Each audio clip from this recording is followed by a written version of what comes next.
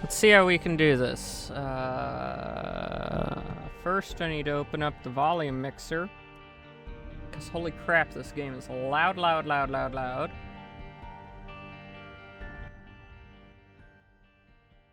But I don't want to turn the game down. I don't want to turn my overall volume down. Because then that would turn down sound alerts and such.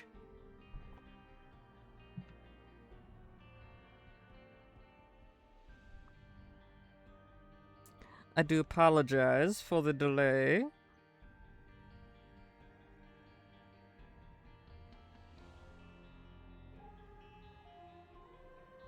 Gosh, this is still so loud.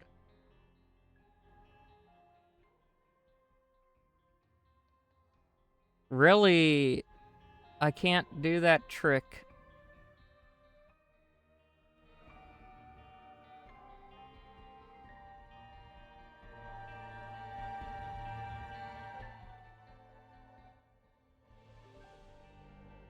Well, actually, I can.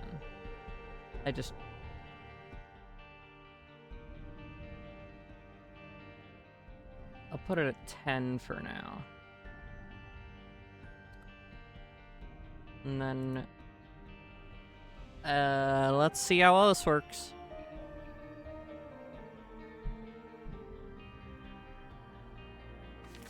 I've never played Repentance before.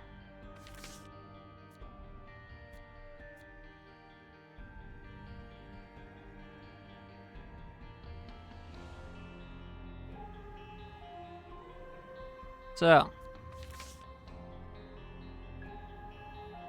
Oh man, this is gonna look like arse, ain't it? Let's just go with Isaac.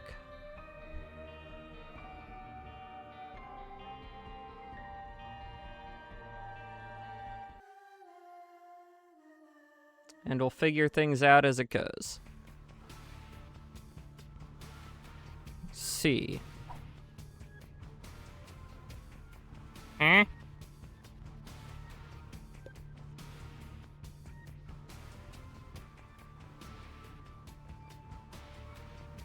Oh, okay.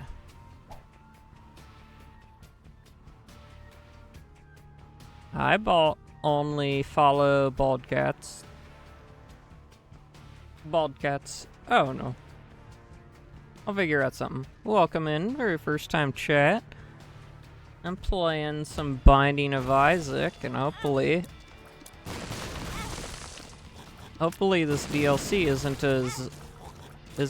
too different. Oh, okay. Bald cats. Welcome in.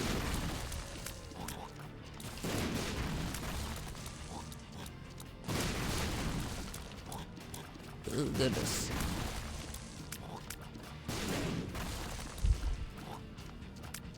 Yeah, how are you doing today? Oh my gosh, where is this thing? There it is.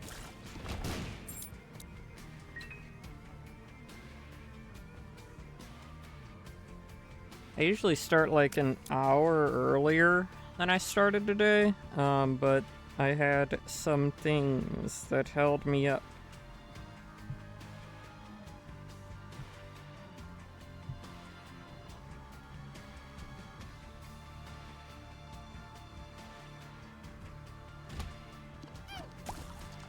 Okay, well there's a difference already. I don't recognize that door over there. On the right. Is it just the shop? Okay, I guess it's just the shop, and they wanted to give it its own thing. Which is nice. Oh, that's a different sound. Okay, I accidentally donated the only coin I had, so that's fun.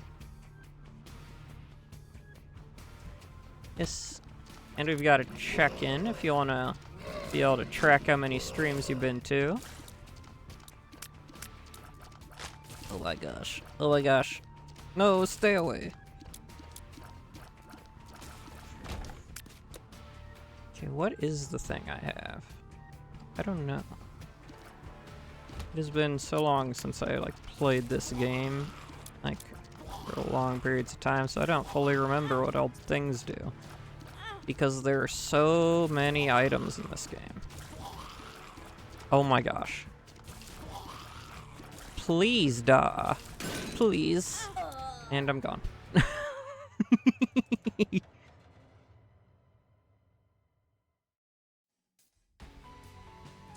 Burning basement. Ooh.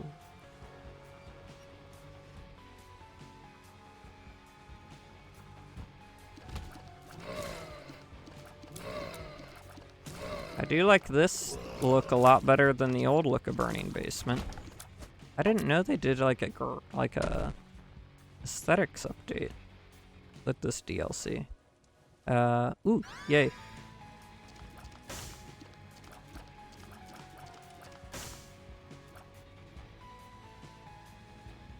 I don't have any money, but I could potentially get money. Nope, didn't get anything. On to the next room. Fascinating. If I blow this up... Oh, it wasn't enough to do anything. Man. Thought it was gonna be one of those things where it's like, oh, it's perfectly positioned. It was not.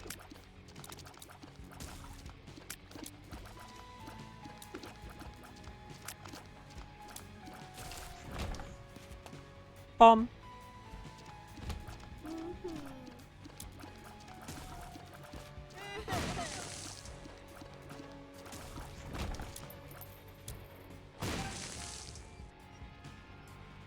Okay, I'm going back. I want to check out the entirety of this floor. Huh?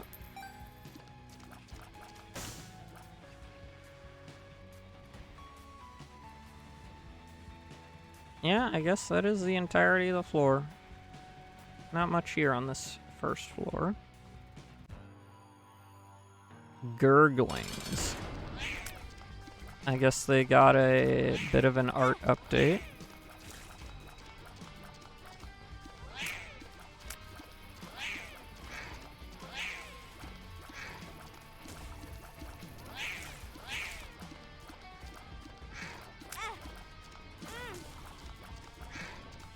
Hey, stop it, gurglings. I don't like it. I do not appreciate.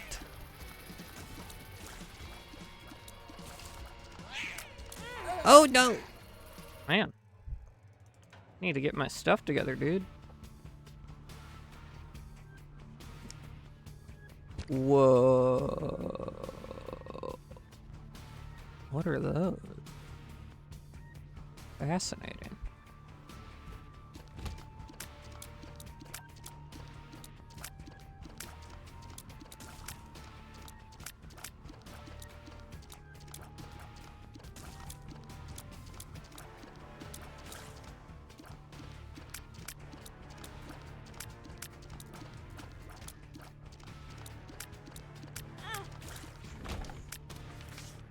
Strength.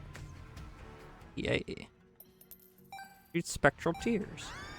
Yay, we have a companion that attacks.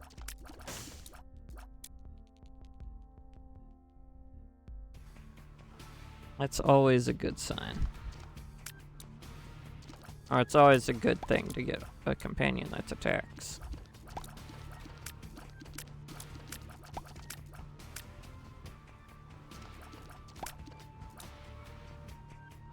Anything to up damage output.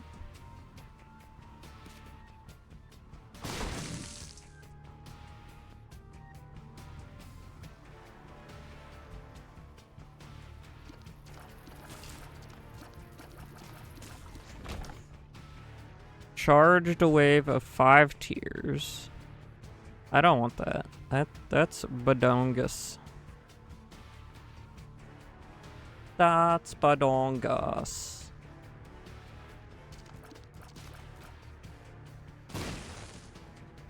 Ooh. Both of them. Nice.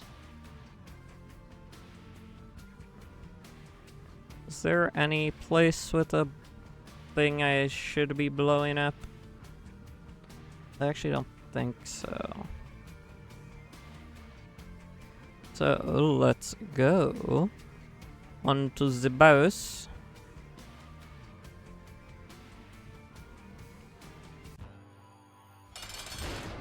Oh, this guy.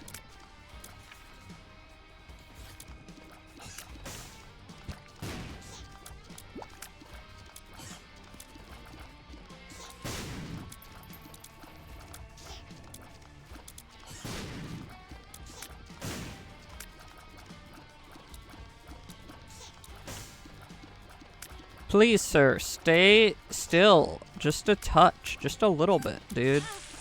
Just a little bit. Just a little bit.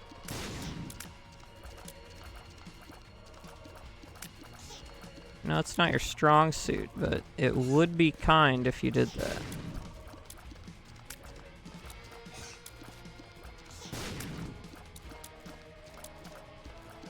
Yay! +1 damage. All of Isaac's tears are shot from their right eye.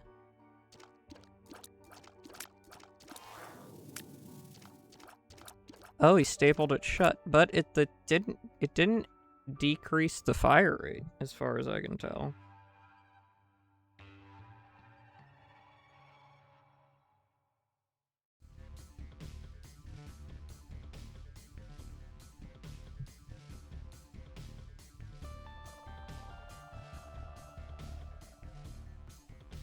Okay.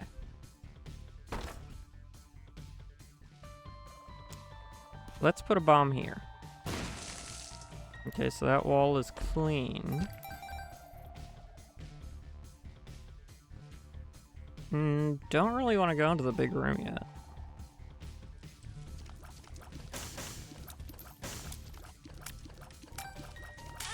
Ouch. That was entirely my fault. Oh, but a lucky penny.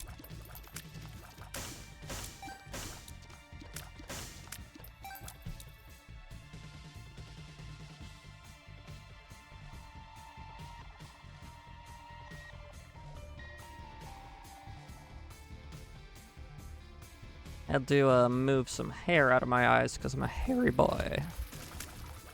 Probably needs a haircut soon.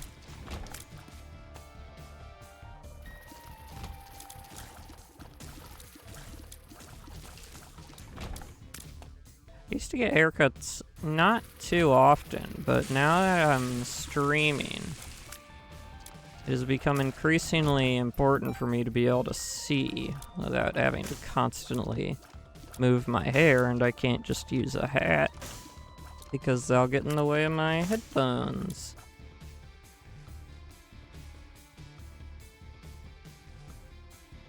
So I guess that is a good outcome, at least. Don't be so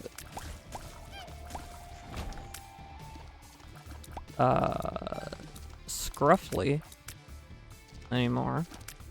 Randomly camouflages Isaac, confuse enemies. Ooh. Strange door in depths, too. I don't even know what that means. I still don't have any keys. This is getting ridiculous. Can I bomb this wall? I can bomb this wall.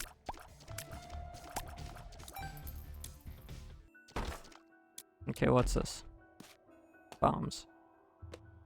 Bombs.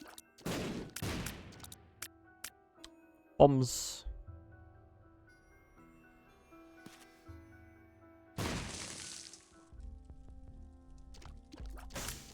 Oh, it is a pretty random camouflage.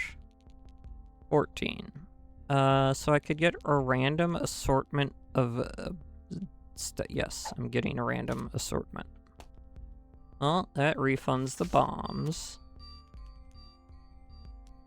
But what's death do? Oh, that... it's not super helpful.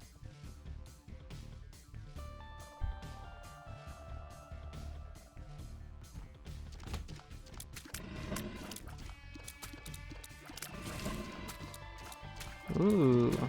Got a sacrifice room down there. I guess it's kind of nice being able to be able to identify special rooms without having to look at the map.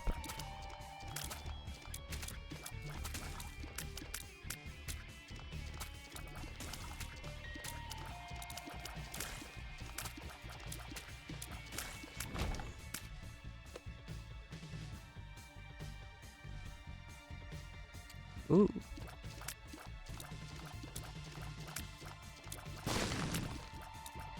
Well, it didn't do anything, so... Nothing gained, nothing lost, I suppose. Any special rocks in here? No special rocks? Are you kidding me? There's so many rocks and none of them spawned as a special rock. Oh my Brombus.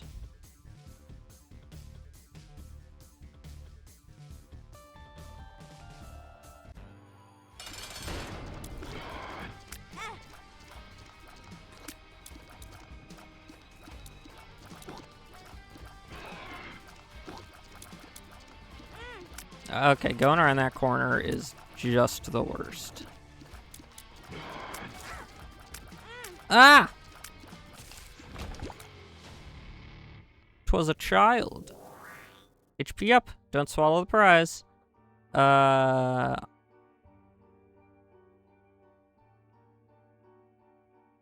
Ooh. That could be good. Wait, I need to check. Oh, no, that's awful. That's horrendous. Oh, that is a crime. Against me specifically.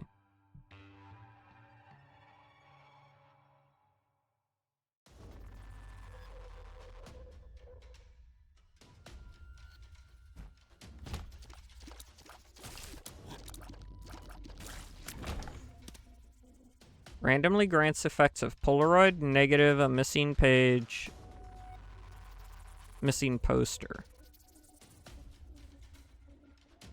Well, what if I don't want it to do that?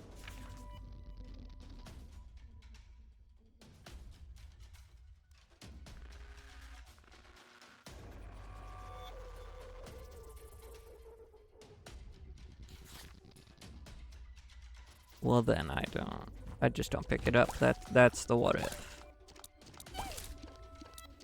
Just don't pick up the item, dude. You do not have to pick up everything. Me talking to myself. Bro.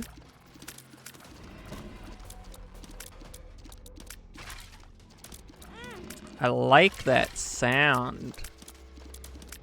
That is a good death sound.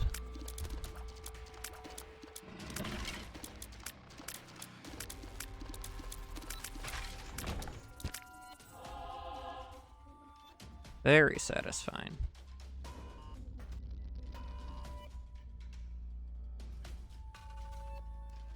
Haberdabada.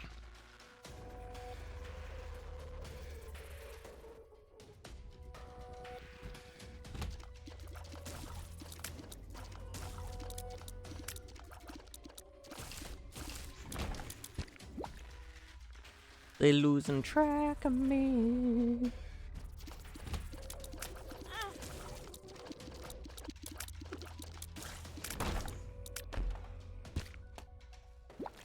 Sometimes it feels like something.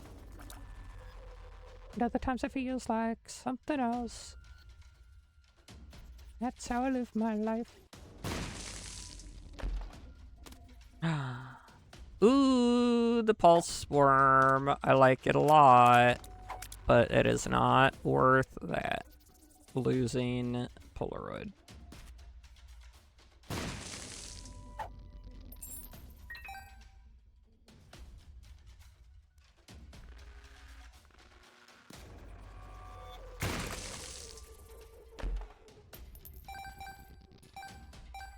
Yippee! Crazy that we only just finally got a key.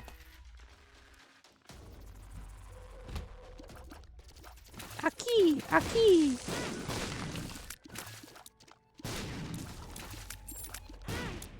Oh, he shouldn't have been able to shoot that far. That's bull squat. That's bull squat, dude. It's total bull squat.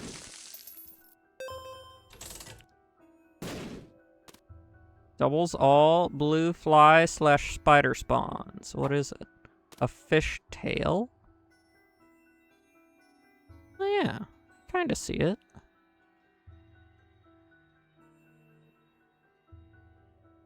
Still not as good though.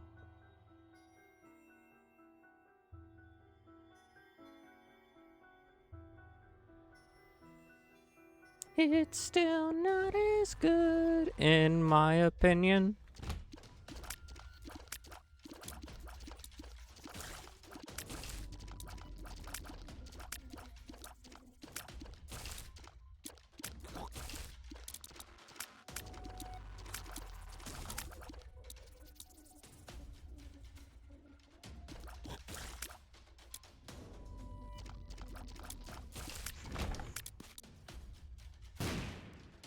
Couldn't get over there fast enough to actually make that useful.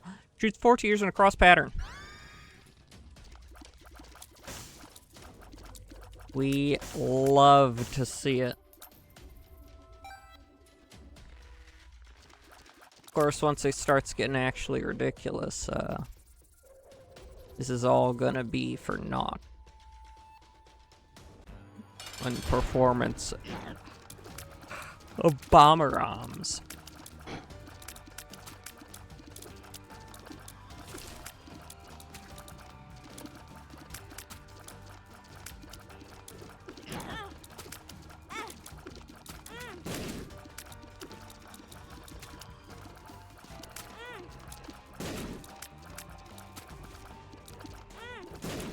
Oh, buddy.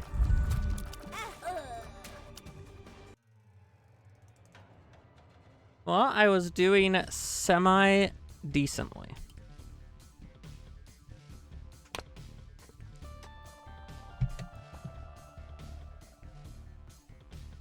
Yeah, maybe this is a good omen, spawning next to a, like, special room and a library.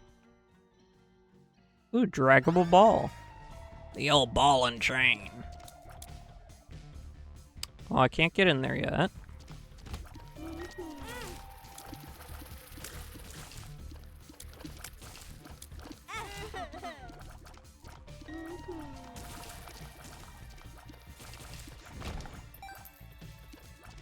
La la la la.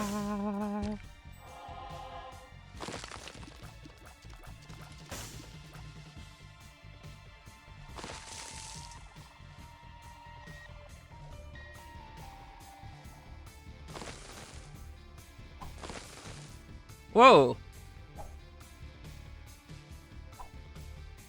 Oh, there's where I get to it.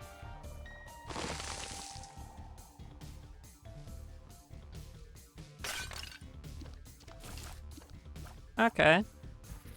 I figured it was probably something about pushing in a stick.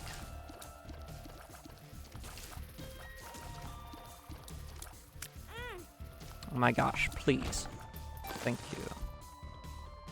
Thank you. 2 coins.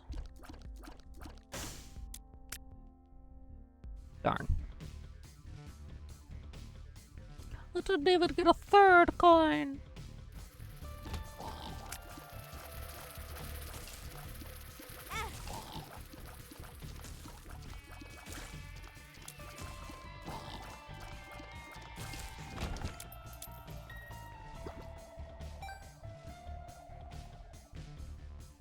Please let that be a bomb-a-bowl. Awesome. Dang it.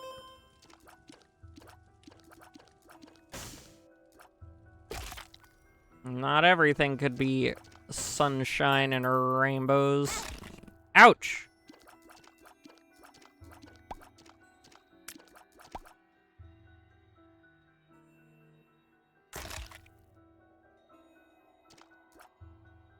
Sometimes it feels like somebody's watching me.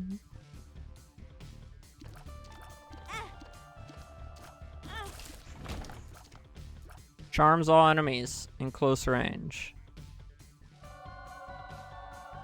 Rerolls pedestal items in the room.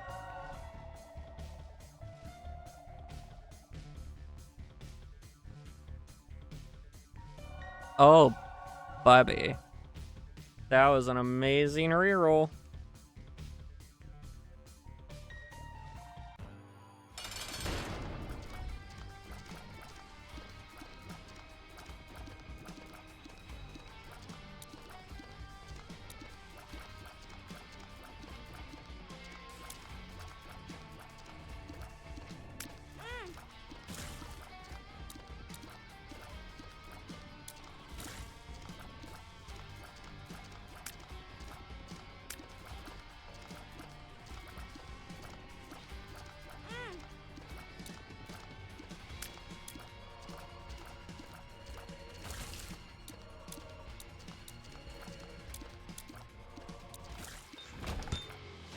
Ooh, gold heart. Receive for right eye. Ooh. I guess that could be a decent energy. Just a minute.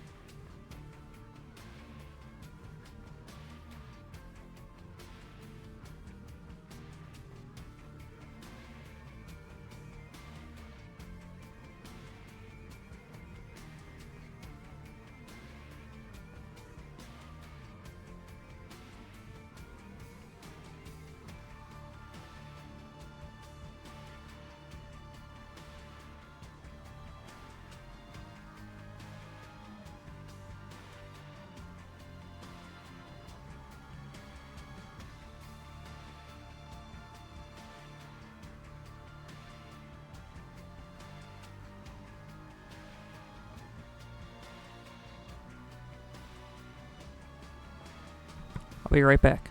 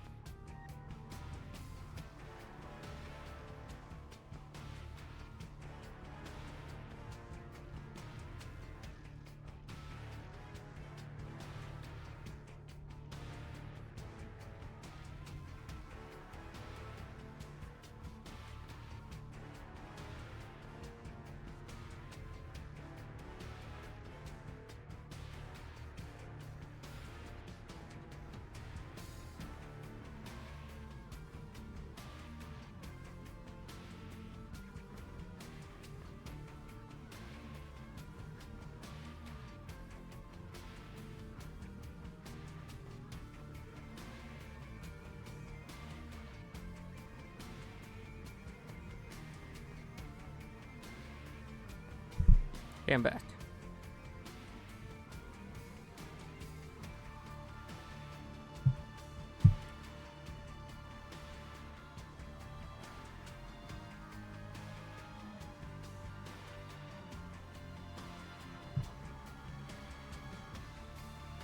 Yeah, it's real nice as working today.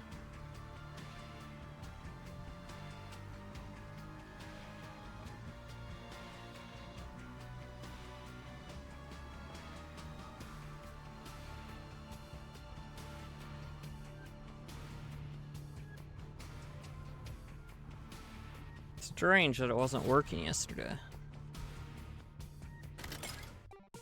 Or at least I guess I should clarify it wasn't working well.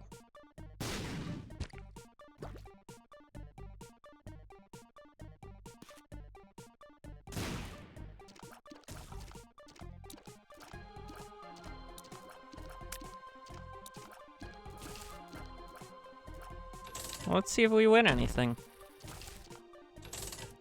We got 0 luck modifiers, so we're at base default luck. And so far we've gotten 2 flies and a coin. 2 flies, 2 coins. 2 flies, 2 coins, and a bomb. You know what that bomb's for? It's for blowing up the machine. Yippee! Got all our health back.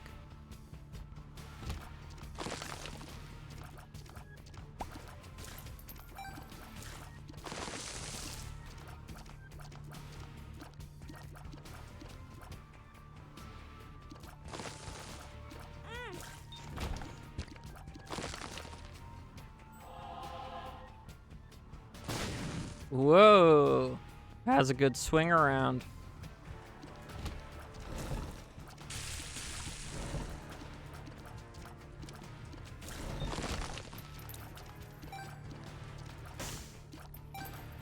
Money. Money. Money. Money. Money. Whoa. No way. Are you your new enemies? We have encountered our first new enemies.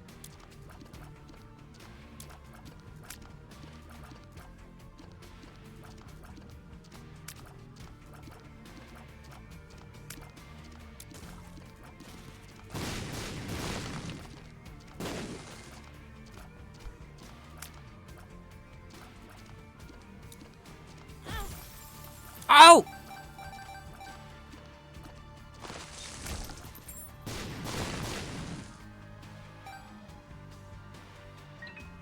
That was a fun encounter.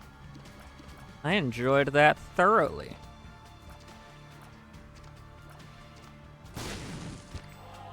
I enjoyed our first new enemy encounter quite a lot.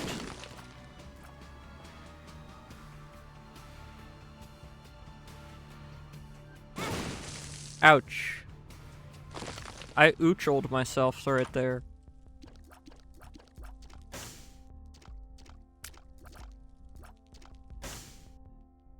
Okay, so we have 15.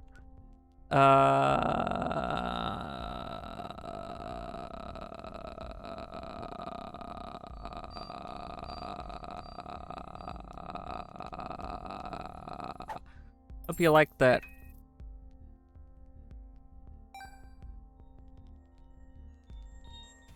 Because if you didn't, I'm sorry.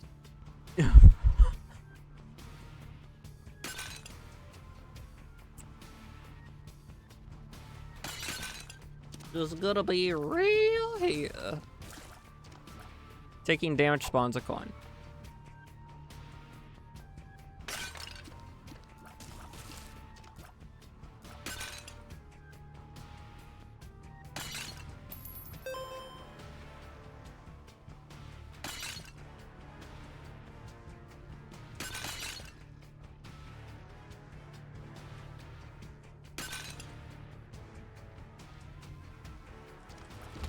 Taking damage spawns a coin.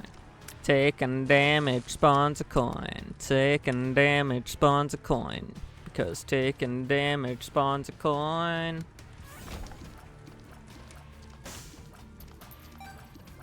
Sometimes so does putting out fires. What if that's how firefighters got paid?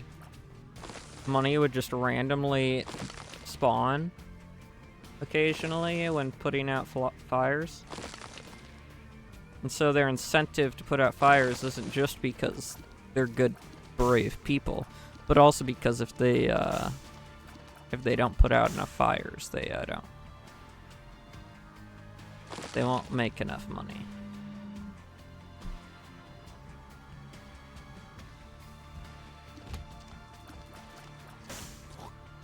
Ooh, we have a new. Okay, he shoots fast projectiles. His tier speed is increased. Or is it he drops a coin?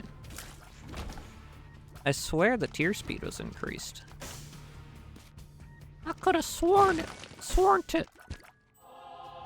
We're getting a lot of spirit hearts.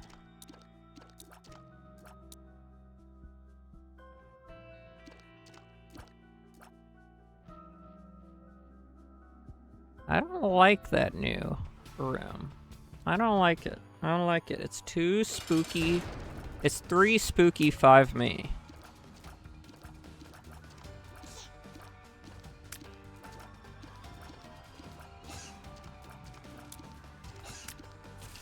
Oh no! Why would you make him harder by giving him the ability to have more balls that he can cough up? He's already extremely annoying to deal with.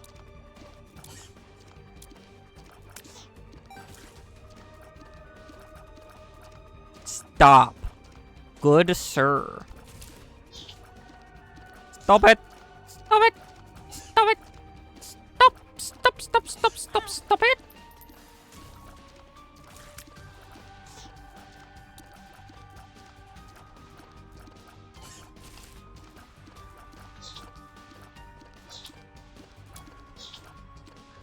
He's getting on my nerves.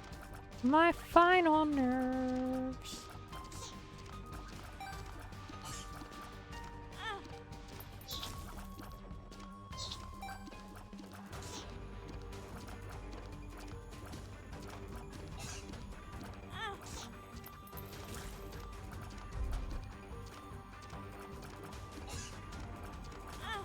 Please be killed.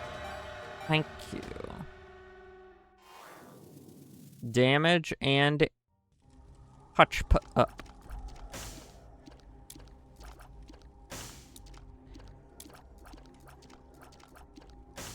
Well, I just got the HP up. And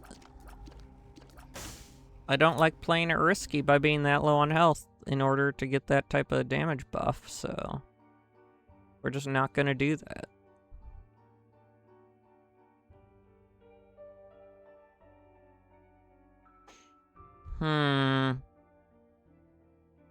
Let's go back real quick.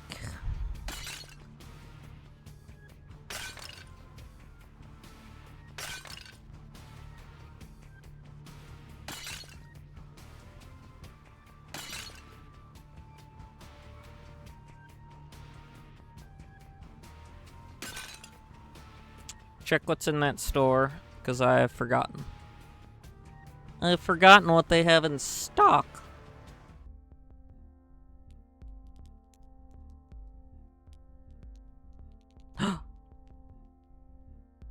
Buddy in a box. Familiar which looks like a random co-op baby. Random tier effects. Ocha effects.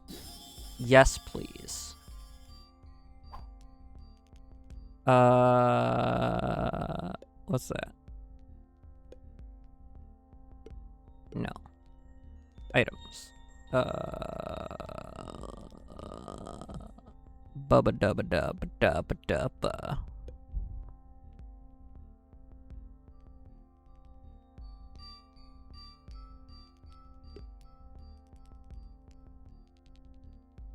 Trinkets. Pocket items. So these are the items.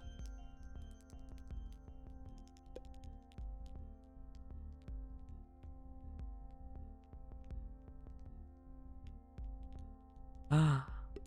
Ooh. Ooh, wow, wow, wow, wow, wow, wow. Wow, wow, wow, wow, wow, wow, wow, wow, wow.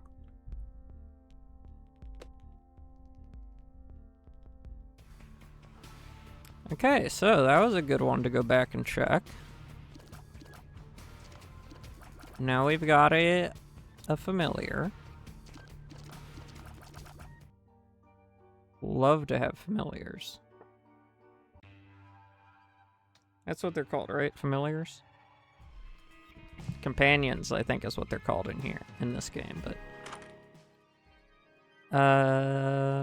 Ooh. The mitre. The mitre. Pretty sure it's mitre. Catholic. You can trust me. It's in my field of speciality. Well, that was a new one.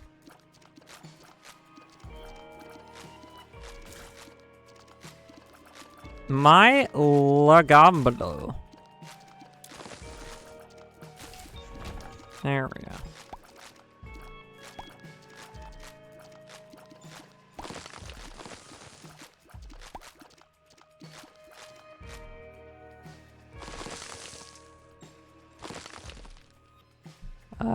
That's gonna hurt me, so I'm just not gonna go in there. I can't stand anymore. Emotional damage.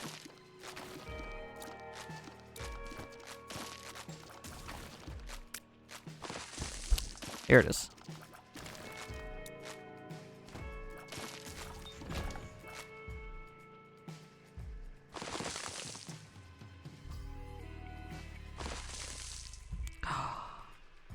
Damage up. I love getting the rock. Because it's such an easy one to remember what it does. It's very simple. It's basically just a damage increase with a slight speed decrease. That's all it is, bruv.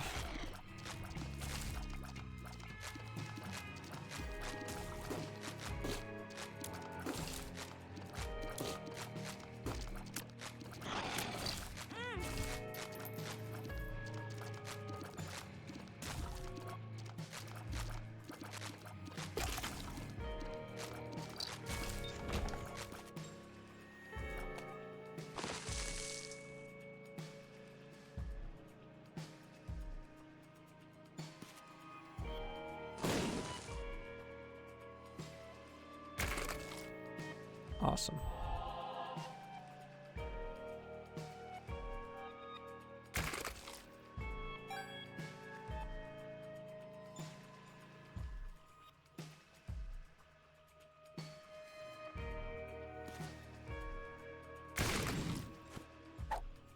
I love taking unidentified pills. It's so useful to take unidentified medication. You heard that right, folks. 323 endorses the taking of unknown medicines.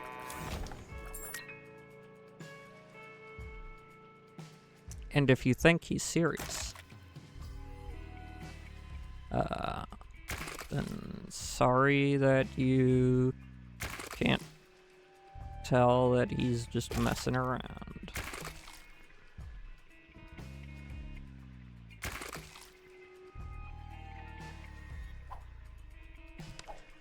I need to be better at not doing that if I'm gonna leave that mod on. And I really want to leave that mod on.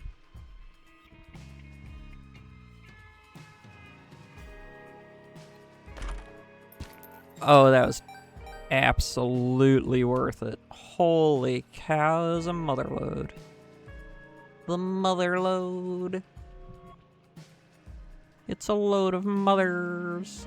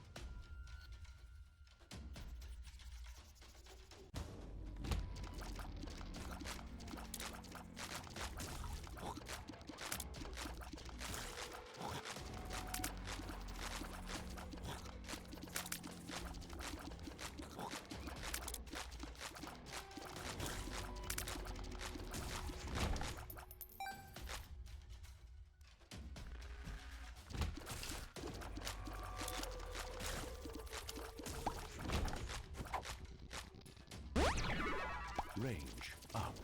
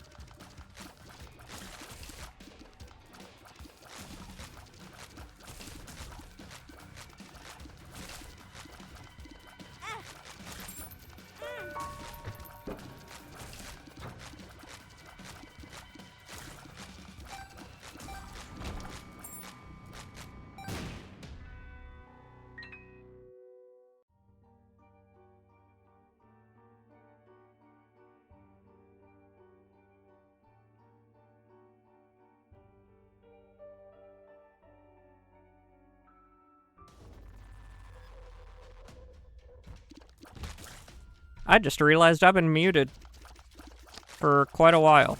Sorry for all the dead air. Yeah, I've been muted for like 5-6 minutes. Whoops.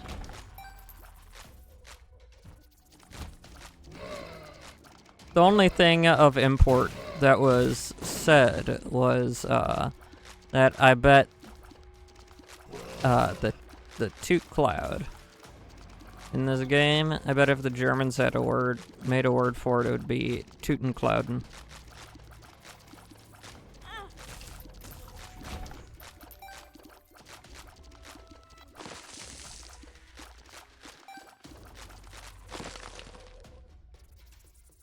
See, he didn't miss much.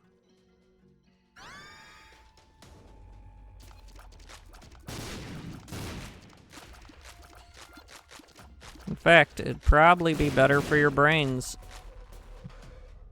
Picking up a coin. Yay!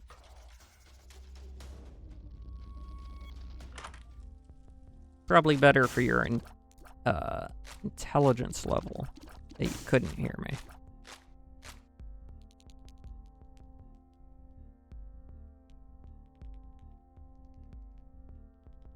You know what? What the heck?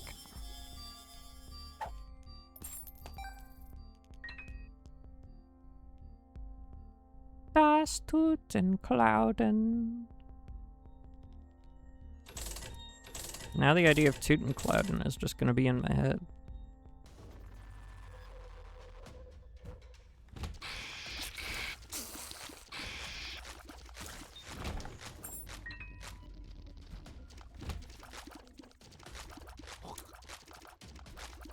Okay, I think the only difference was that he dropped a coin.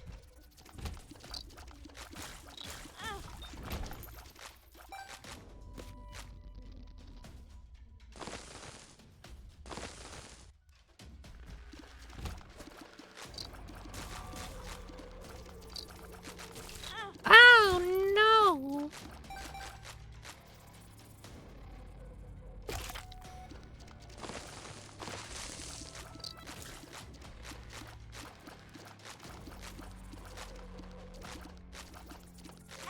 I don't like you much, you're really annoying and annoying.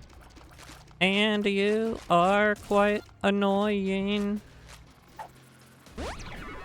Full health.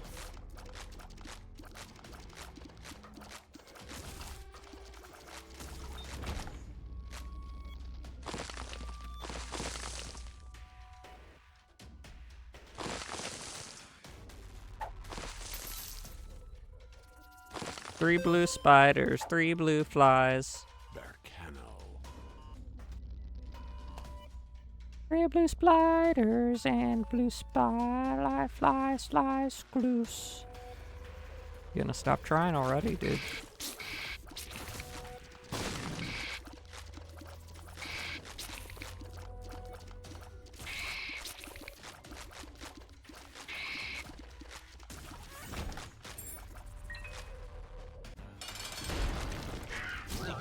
Oi, this jerkhead.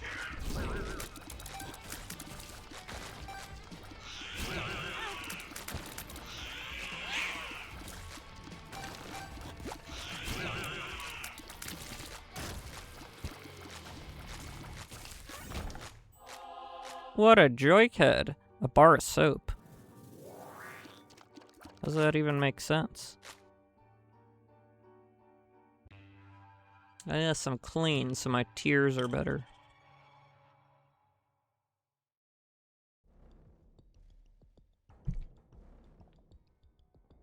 Oh no. Not Curse the Labyrinth.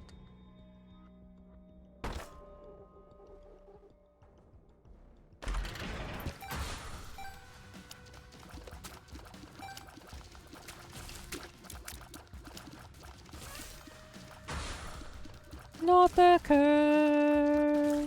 curse of the labyrinth. It is a curse that I don't like. It is the curse of the labyrinth. And I suck at singing still.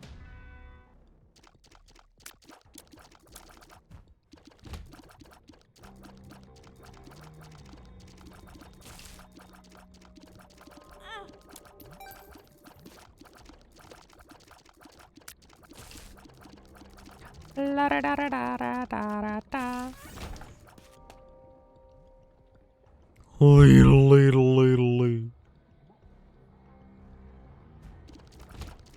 Dude, my head is all over the place right now. Whoa, buddy! You don't get to just do that.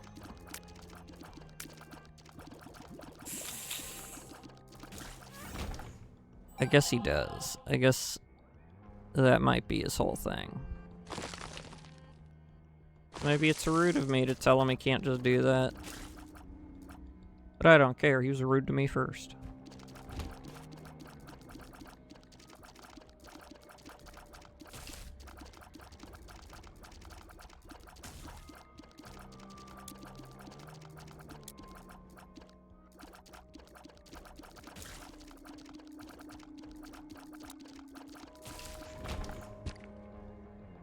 Yippee! See, I just really don't want to waste bombs. So when I've got the ball and chain, yeah, it takes a way longer, but I'm not wasting bombs.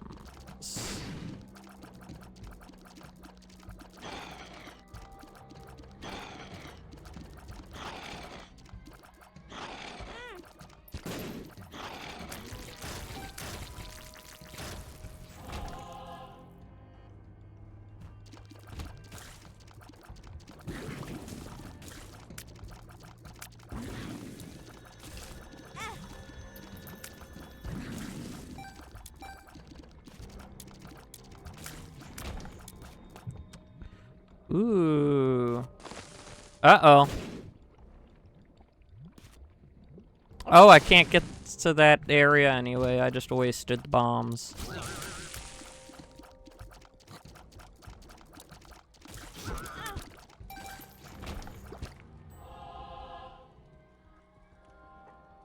Guys, I swear I've played this game for a really long time.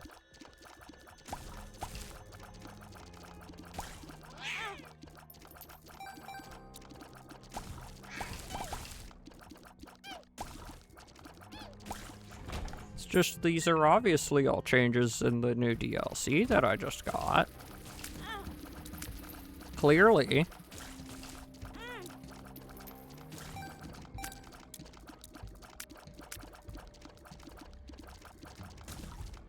Yeah, these are all clearly balance changes that were made. Obviously.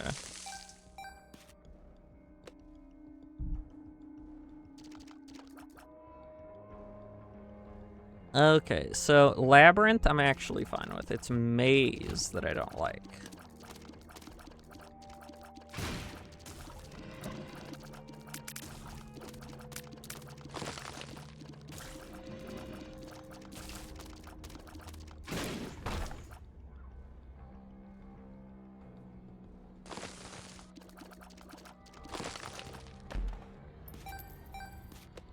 Curse of the Maze sucks.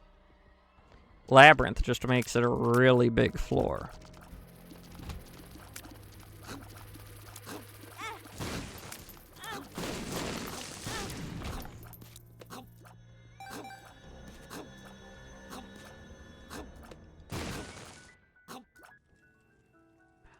Life up!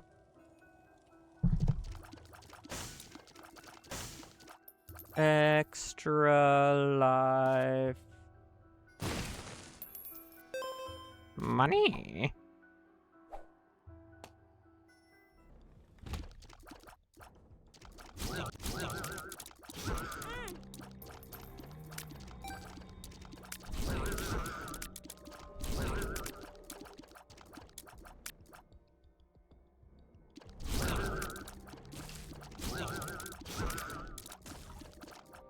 You think the finances are your ally?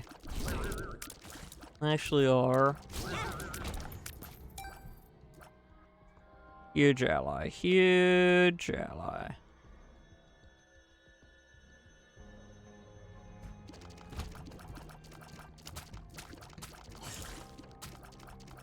Historically, one of the biggest allies.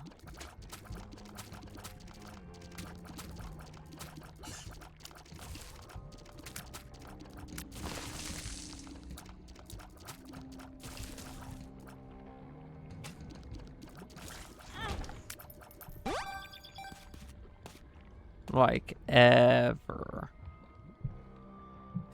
He controls the money, controls the point of sale.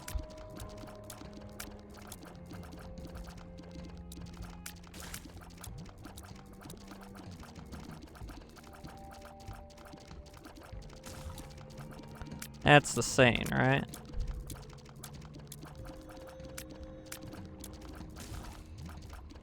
Pretty sure that's the saying.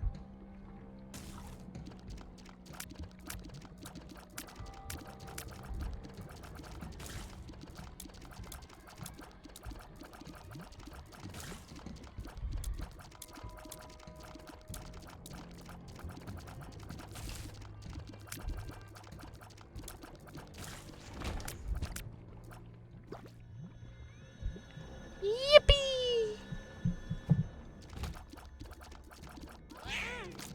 Stop it, stop it, stop it. Stop it. Stop it.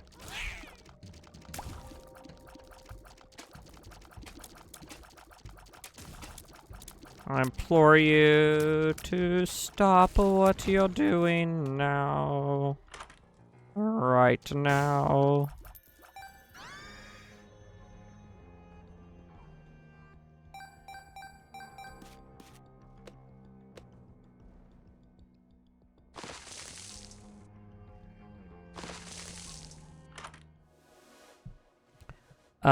Plus 1.1 damage. Soul Heart. Oh, dude. I hope there's not gonna be an El Bozo.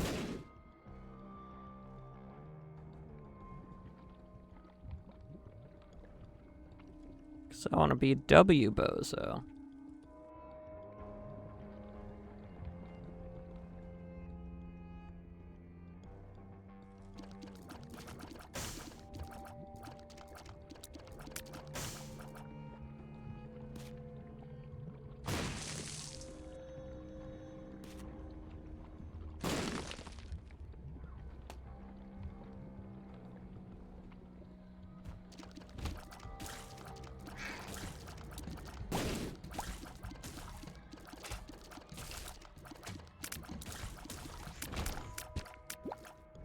Yay!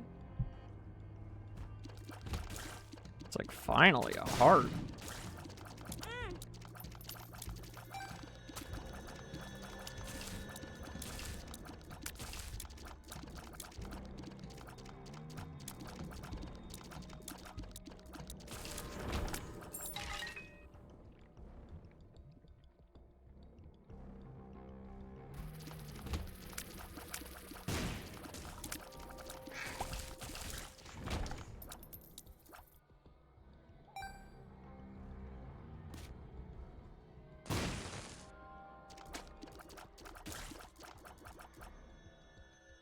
I guess the only point of those rocks is to be all spiky.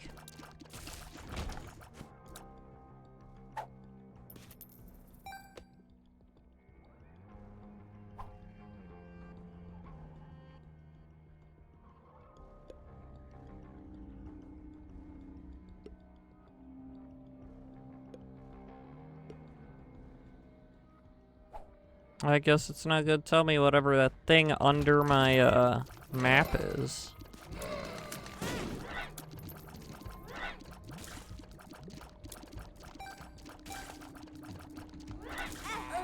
No! Oh wait. Oh wait, no, I shouldn't have come back in here. I could clearly, plainly, visibly see that it is worthless to be in here.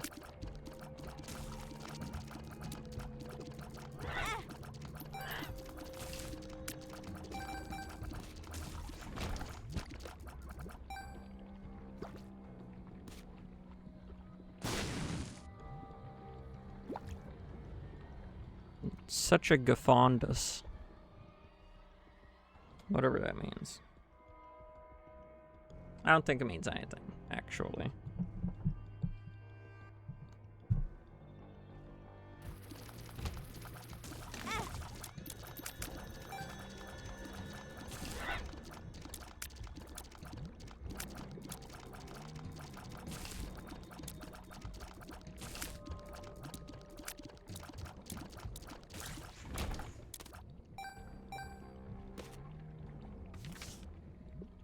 Mother is watching you.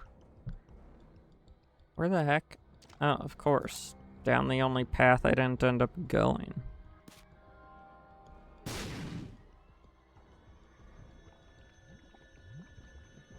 That's actually crazy, dude. I go all this way. And the way forward is down the one singular part of the labyrinth I didn't go down. Bruv. I don't know why. I don't know. I don't know why I like saying bruv. At this point, it's involuntary.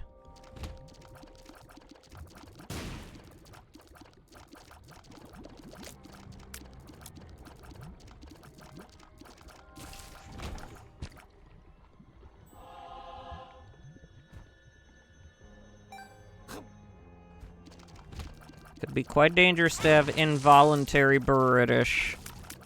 Oh. Involuntary Britishisms could be very dangerous to your health.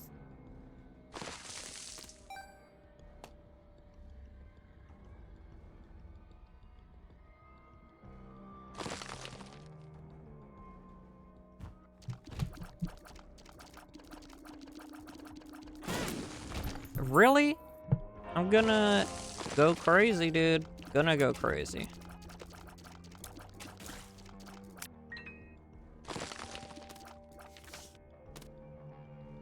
I need to do this in a room that's not eternally sucking. Judgment. Hey, yo.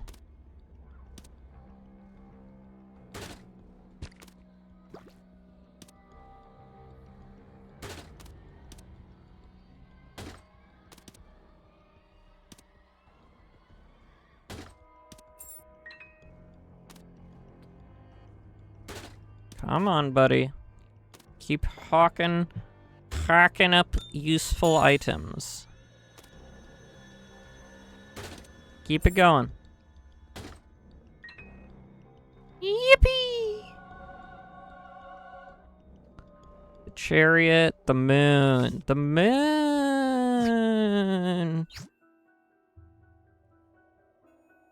Oh no!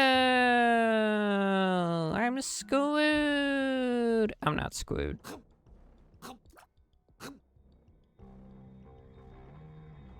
The High Priestess.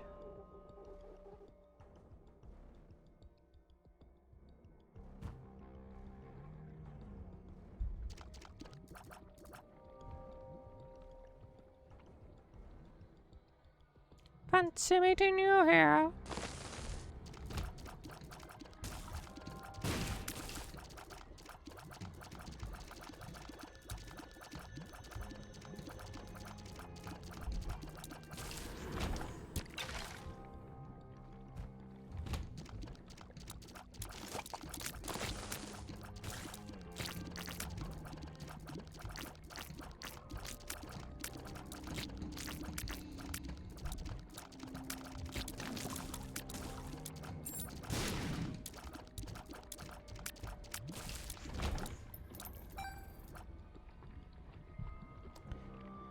Okay, can't get to that key.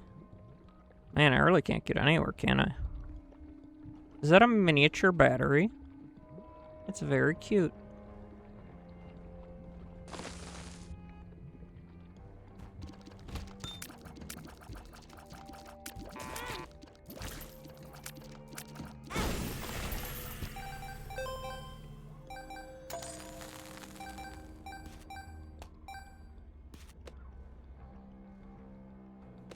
That's very heckin' adorable. Mighty. Finally!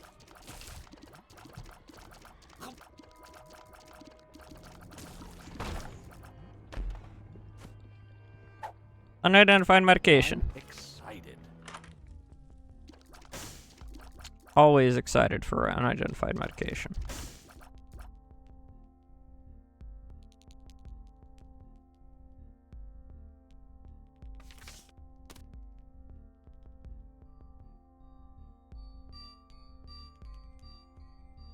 Okay.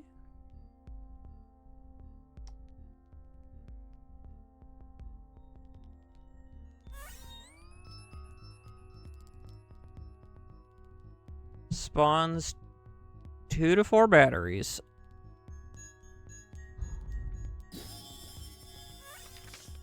Has appeared in the basement. Challenge 41. What's going on here, buddy?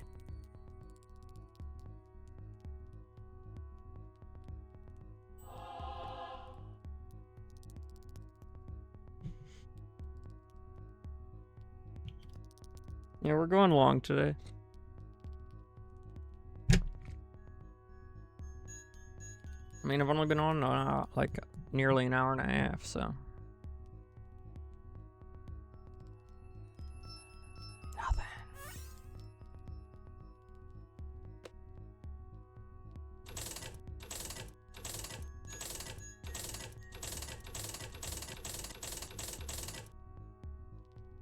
Hurrah! Oh, wait a minute. That's like a secret rock or whatever. See, I'm on top of this stuff.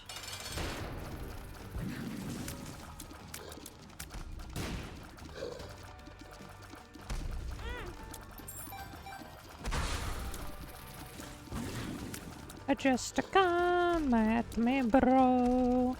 You wouldn't know. La dee da dee da dee doo.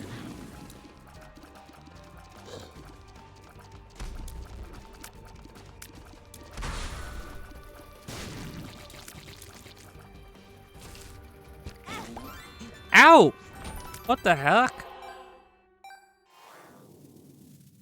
I have no idea what just harmed me.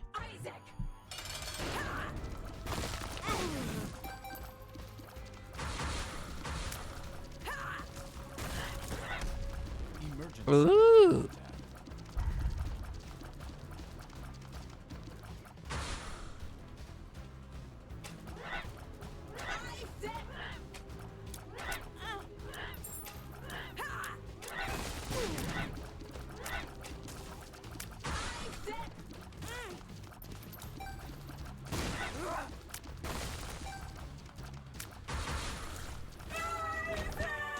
Isaac, Isaac, Isaac.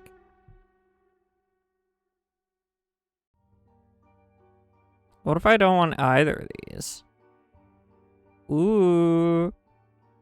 Ooh.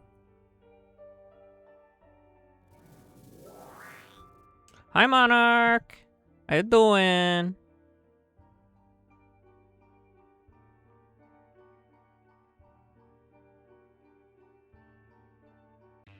Been slowly seeing some new stuff in here. In this game. A lot less immediately noticeable changes than I thought there were going to be in this DLC.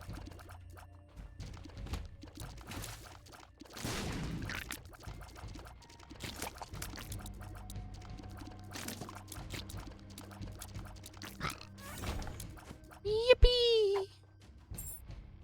Kiki. Kiki.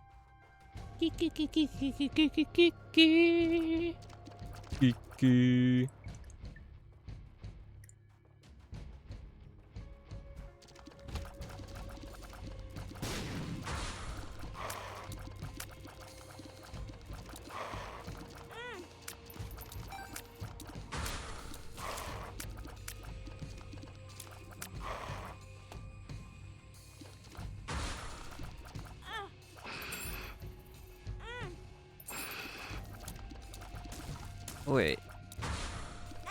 I have no idea how to get rid of this guy. Huh?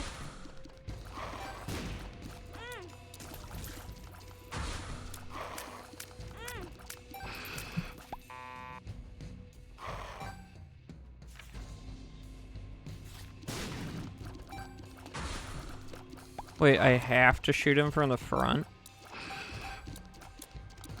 That's very annoying, because he's very difficult to get to that position.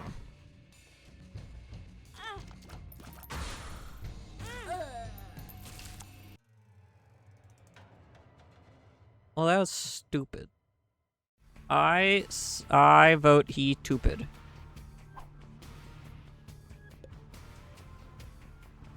Nice.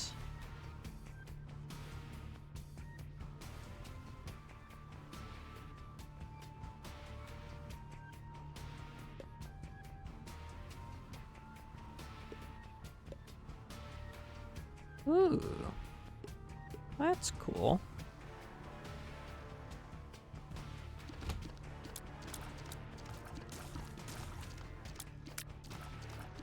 Yeah, I had to start late today, so I'll probably go longer than I'll likely once again be going past the typical end time, which I suppose has become less typical than it used to be. Ooh. Looks like I'm shooting contacts.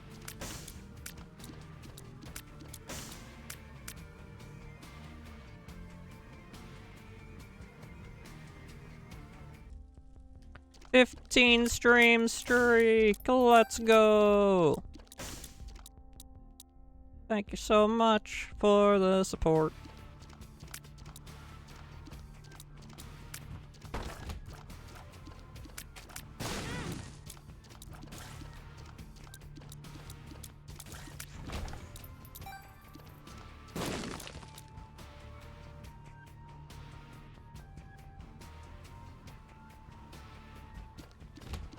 Bomb. Bomb.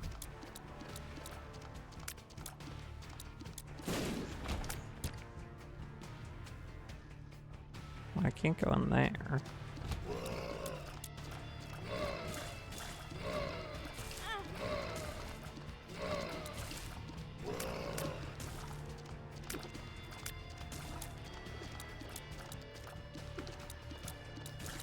So the white door is one of those book rooms. Cool. Perhaps there will be enough books to get bookworm? Maybe? No, there aren't.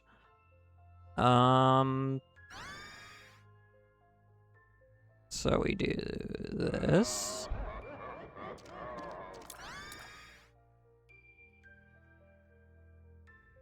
And we do this. And then we do this. Is that another book? I got bookworm!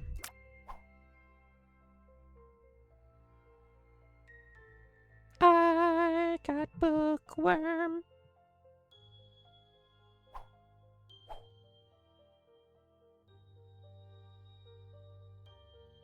And what's this pill do? Shot speed down. That is so cool. Boy, I sure love that.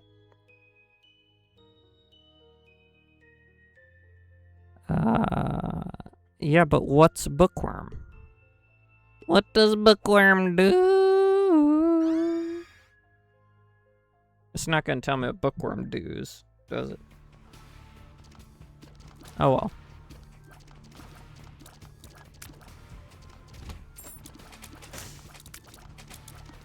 Oh, bookworm occasionally doubles my tiers. Okay. Probably does some stat boosts or whatever, but I'm just calling out what I can visibly see it.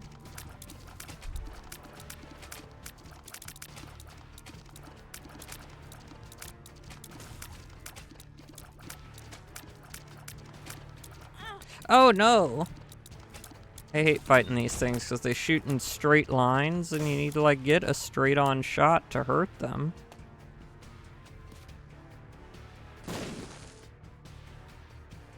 Ooh, nice.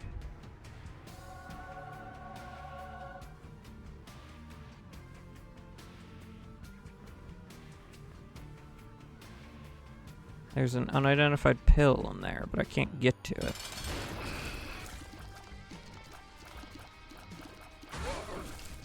Hello, good sir. Hello. Hello. Hello. Hello. Could you maybe not do that? Because you're getting really good at just hitting me with that, and it's totally bogus. Thank you.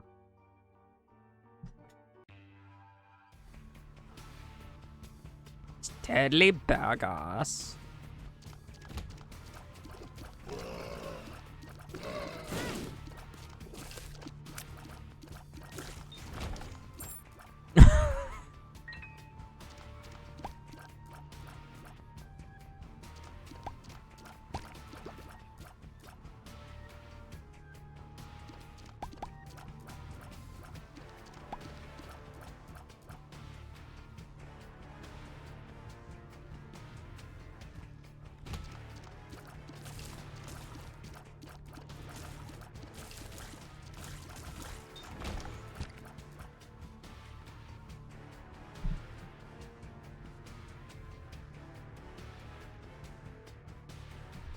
I guess they just don't want your money. Or they don't care anymore since they already have your money.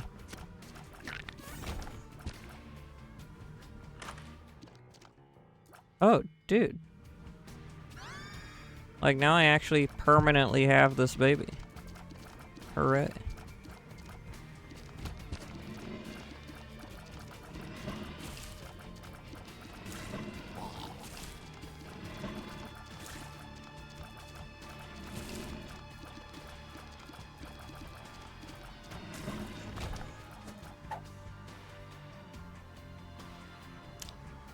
Lemon party.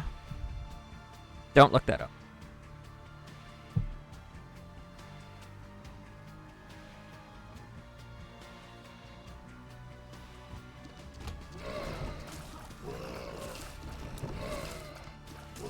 I don't even know if it still exists as a shock site or if someone else bought the domain, but don't look it up.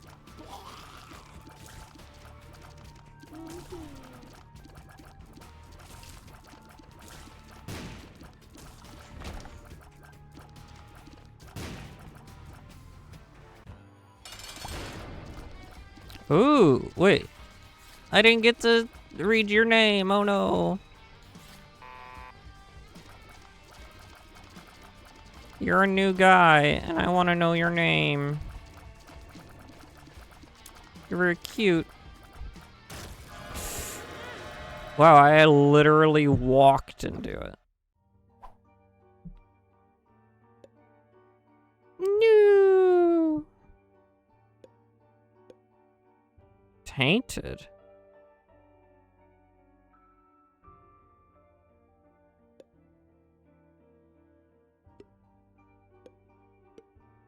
But how do I get it?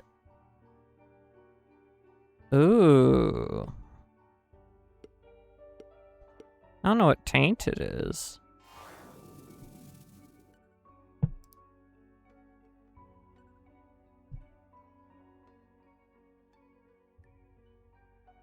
Uh-oh, there's rain tomorrow for me.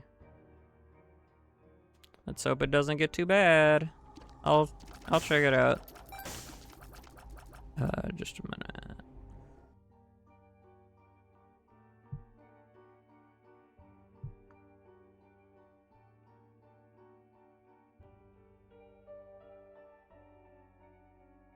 Ugh. Yeah. Does that to me a lot too. It just sits there.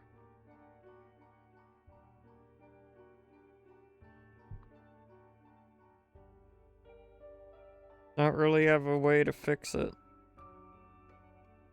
At least that I know of.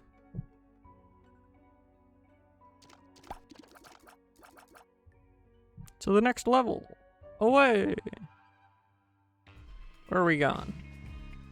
The caves. 1.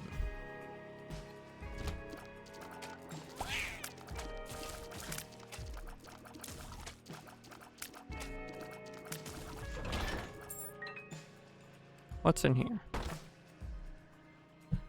Okay, fine. You got me. I'm curious.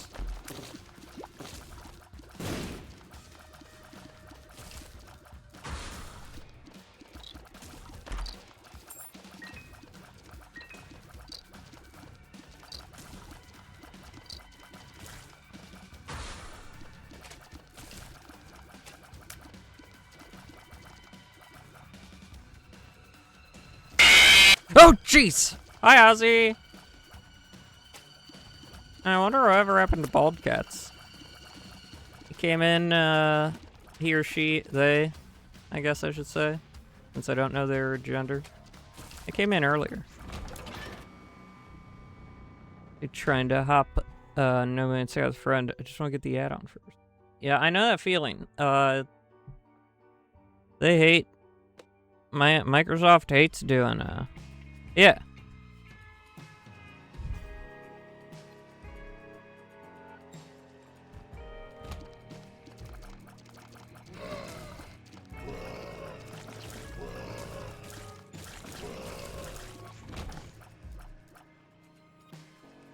Whee!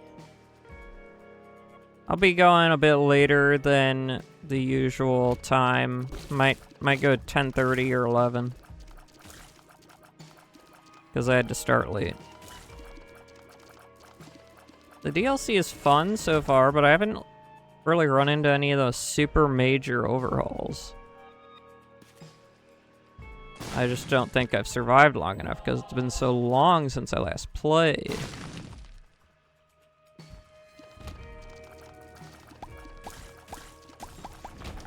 I could probably get farther if I didn't have this thing that I want to complete or run with Isaac in the new DLC. Because Isaac is a pretty bad character, all things considered. John 5. What happened to the other 4 Johns?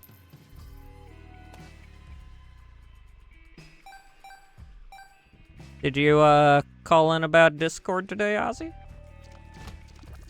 Or write in or something?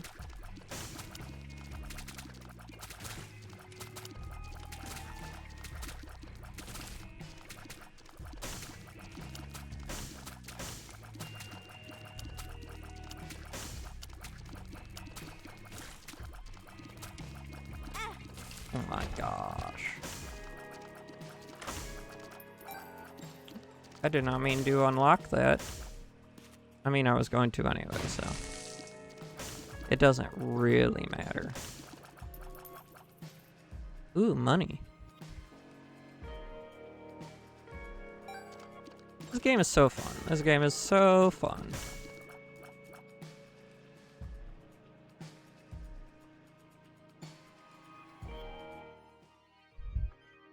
Heals 1 heart, 5% chance to spawn a blue fire when shooting a blue spy, whatever.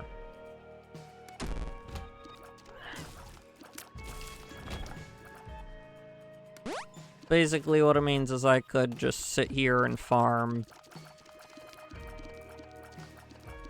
blue spiders if I really wanted to. At least I'm pretty sure. Ah. Nice. Aw, dude, you need a new nut? That's crazy.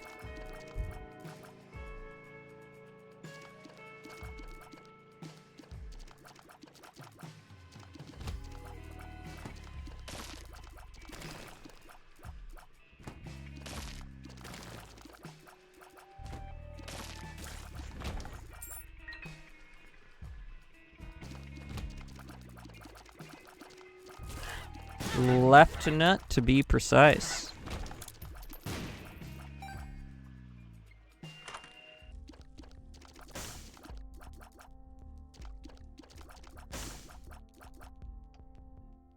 Compost converts pickups into blue flies or spiders, doubles all blue flies, spawns 1 blue fly, spawns 4 pills. Oh, yay. Random drug time. Tears up. It's a good one to get. What's this one? Speed up. Yay! I will never grow up.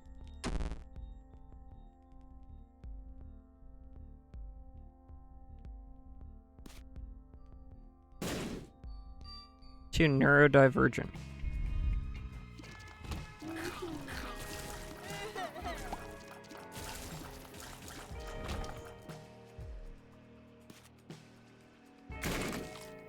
Well, that was a waste of my last bomb. Gertie! Gertie, why are you this color? I don't like it.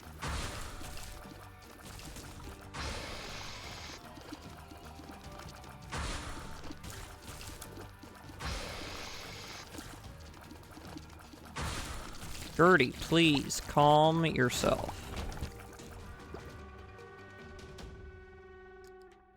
Hooray, speed up.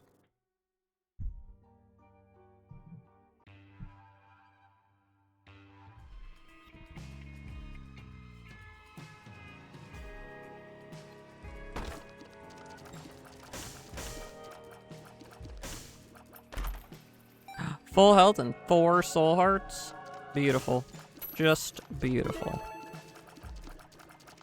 Oh wow, each coin gets a different sound now.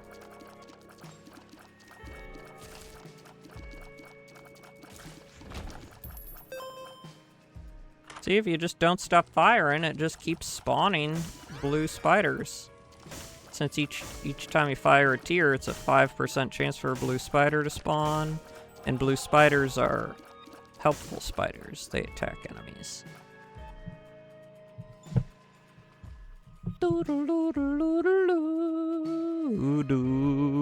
Yeah.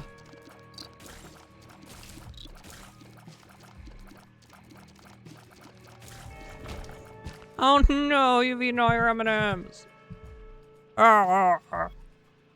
Normal M&Ms or like peanut M&Ms? I like peanut M&Ms a lot. Pretzel M&Ms are decent too.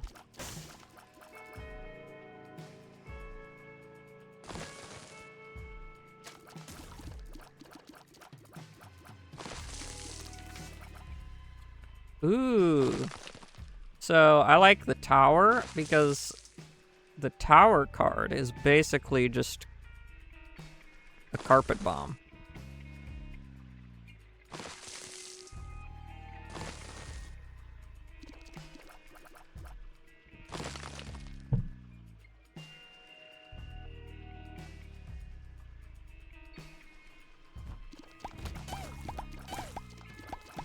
I have so many tiers that fire now. It's crazy. I mean, M&M definitely knows the peanut M&M's is top tier because they have two main mascots. Red and Yellow. That's their names. Red is a normal M&M and Yellow is a peanut M&M.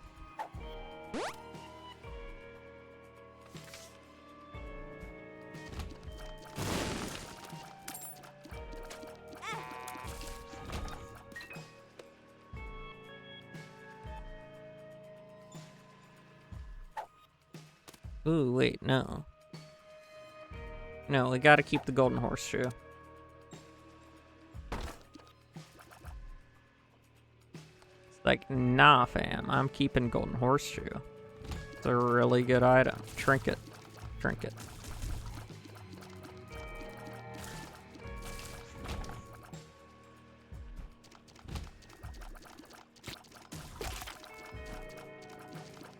Yeah, I don't want that one. Thank you. Funnily enough, I don't want the speed down pill.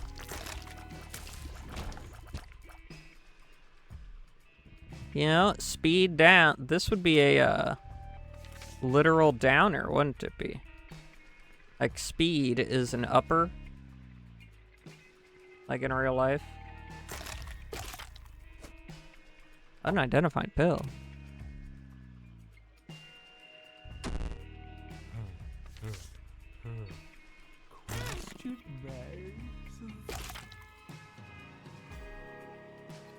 Bro, I don't like what I was just hearing in my ear hole.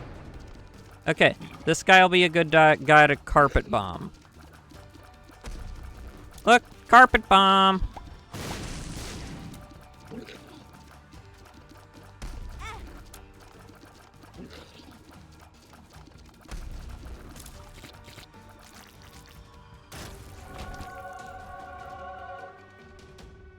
Receive for left eye a fire rate multiplier.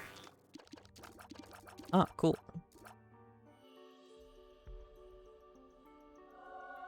Reduces most damage taken to half heart.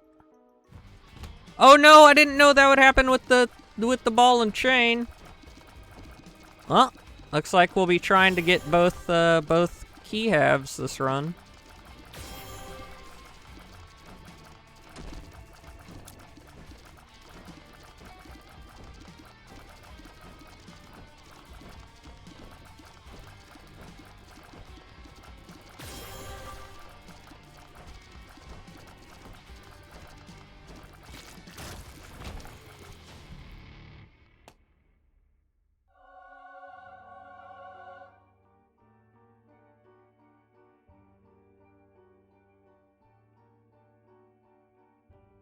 Bro, I wish I had the Holy Hand Grenade of Antioch.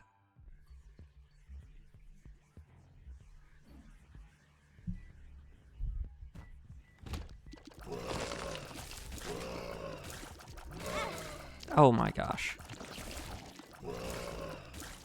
I really am bad at paying attention. Truly. Horrendous. Horrendous job at paying attention. That's me. So let's break these guys.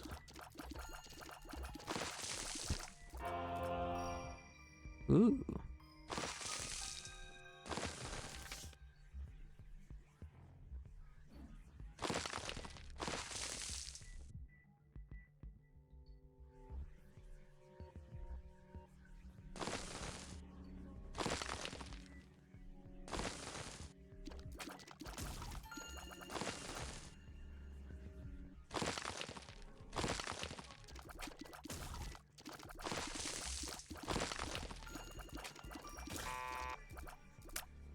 Spawns a slot machine. You don't have to tell me twice. A fortune. Well, that was worthless.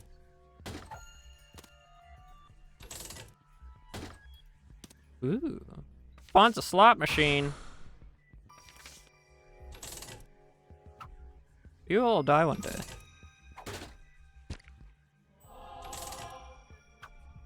Believe in yourself. You will die alone.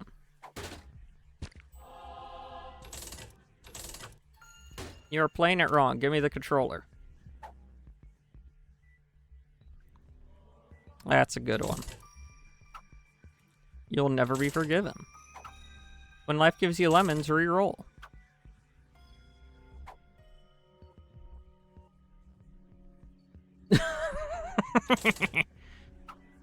Live to die. Always look on the bright side. Why so blue? Dabba-dee-dabba-die. Spawns a random heart. Justice. Well, you know, I would have liked it if that was an actual usable thing. That gives you lemons a reroll. The devil in disguise. Pretty bad disguise if you ask me. The hermit. The hermit.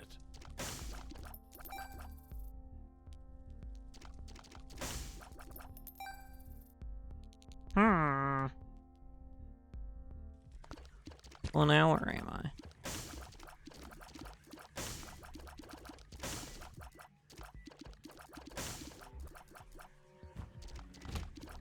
Teleported me to the store, which I hadn't discovered yet, so now I'm just kinda somewhere in the level. Keys! The secret room. Yes, please. The moon.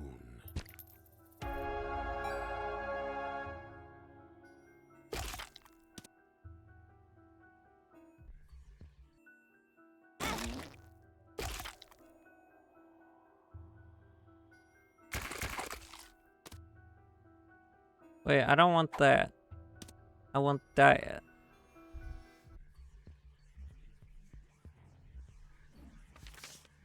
What the? Oh, I'm back at the slot machines. Have you seen the exit? You'll die alone. Do not lose your head. Choose your own path.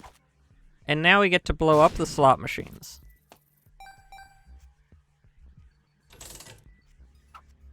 Lucky number 63. You gave me the same lucky numbers twice. Rigged.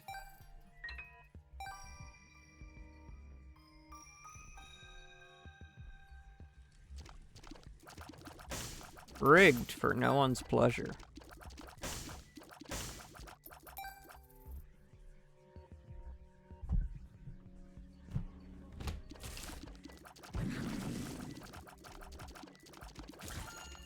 Oh. Boo. Oh, boo.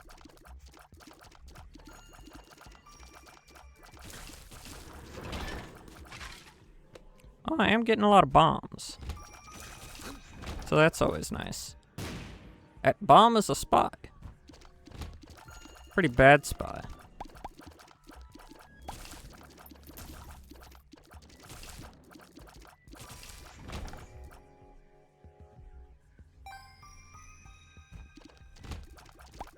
That's a big old poo. It's not the great and mighty poo, though, so you know. Not really worth keeping around. Wait, safety cap? Nah, I don't want that.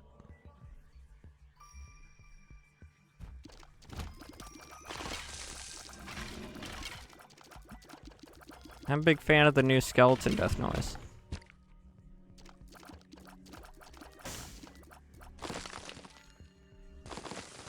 I don't see any special rocks in here.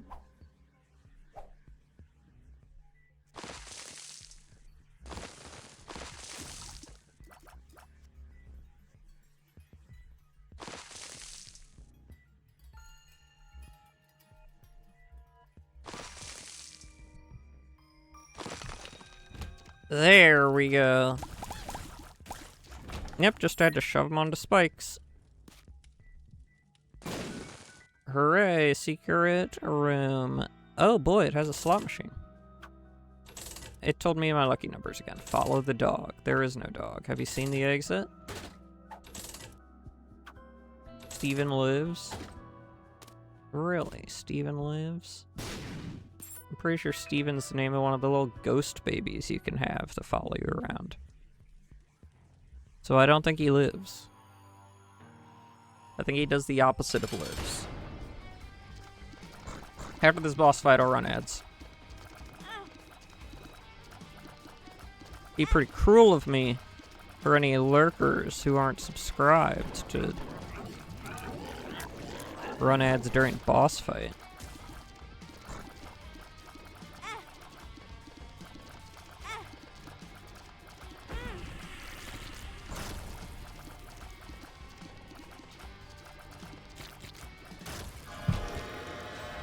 Hooray! The box. I love the box. Except when it does that!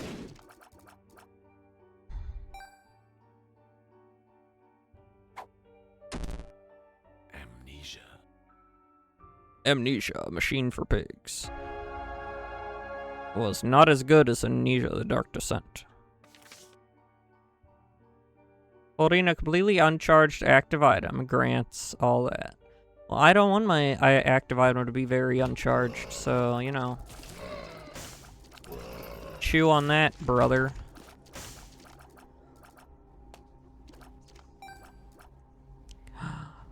Ooh, Blood Beam.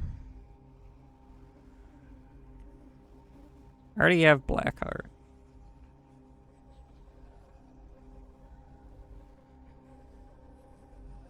I can't believe I just got another 4. Oh, Dying Light's on the 5. Oh, Beast is on the 5. Oh, Dying Light the Beast.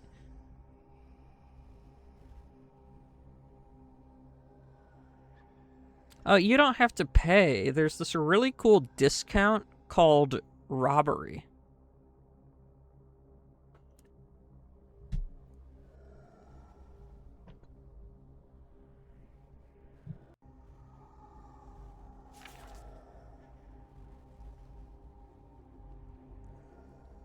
Yes, exactly, Monarch.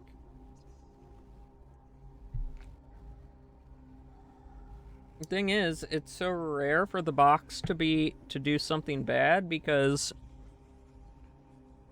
it spawns one of each item type. And there's only like 2 or 3 of those basic drop item types that actively do something dangerously harmful.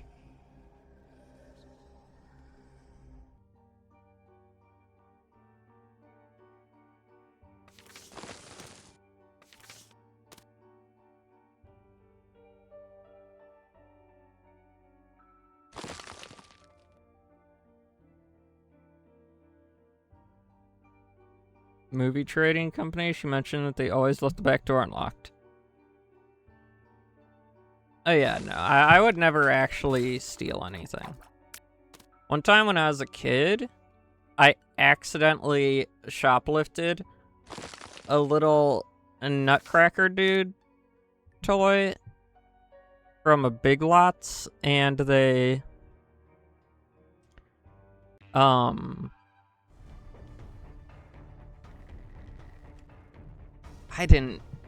I'd put it in my pocket. Oh no, I left the golden horseshoe. Oh well.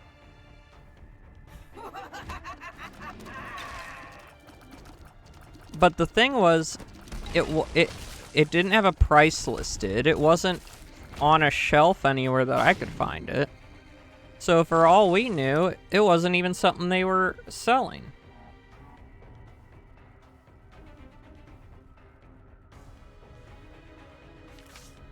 So there wasn't even like a... Oh wait, the Magician. No, the Magician is really good. I was also like 8. Maybe 10. I don't remember. Ooh. Wow, how did that bomb not destroy this guy? There, I'll do what that bomb didn't do. Yeah. You were addicted to poop? Whoa! Sorry, I had to. It was obligatory. Justice.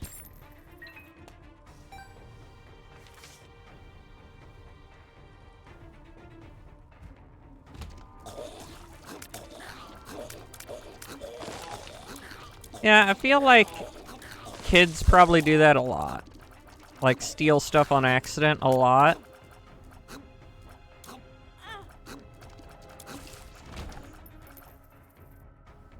I feel like something my mom taught.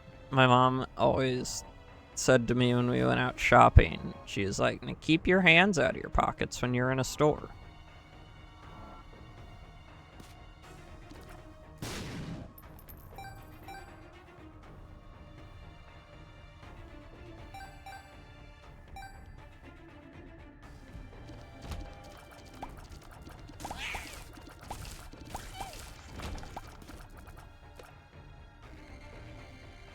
And like looking back, I know that the idea was to not look suspicious or anything. But it also has helped me to not put stuff in my pocket.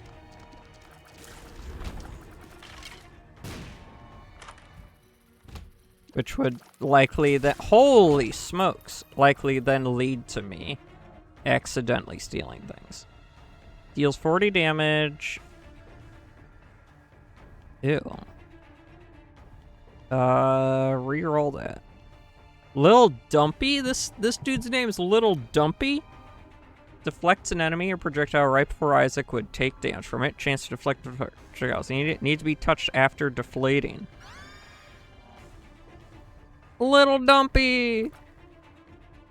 Little Dumpy. Lil Dumpy.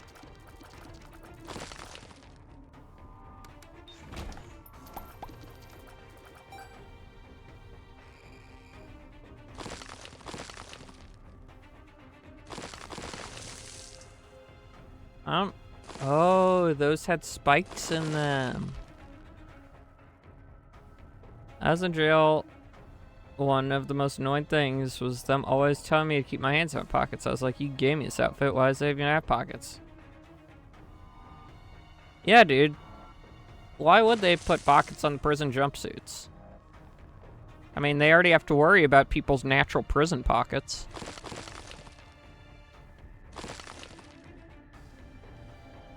Did you get to use any of the clear and the transparent tech? Like transparent TVs or radios or anything like that? I just think those look so cool. Ah.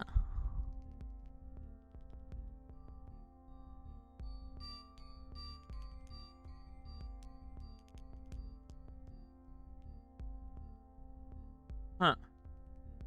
So I would say that is a good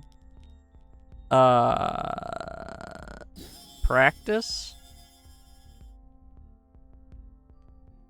And with the snack thing, but the way to counter that would be ooh, I'm about to get Yes Mother transformation. I don't know what it does.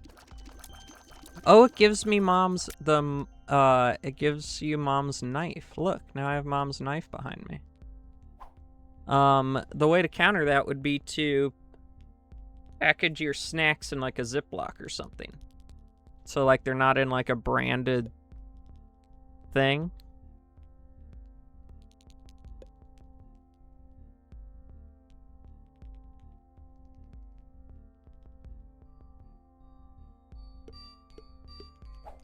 Oh, right.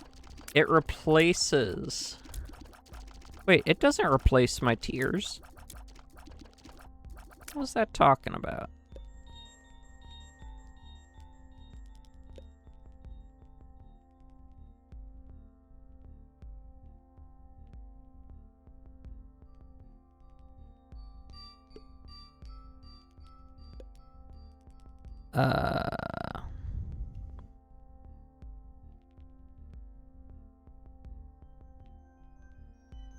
What the heck?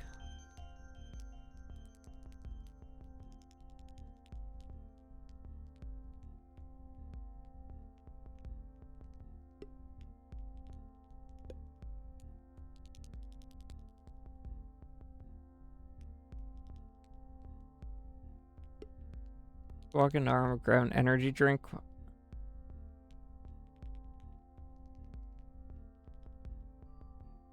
Well, now you won't be able to get away with that.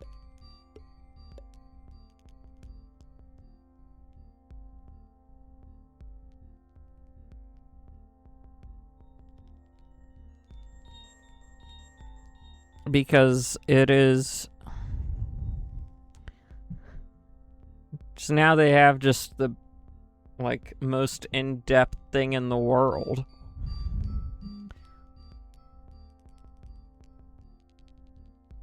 Oh, that's just all the items. I need inventory. Oh, it doesn't show up on inventory. Pocket items? Trinkets. Okay. I'm just getting myself all confused.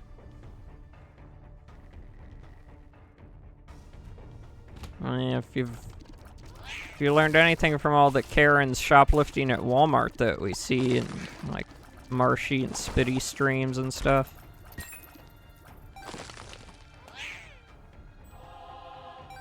There's basically no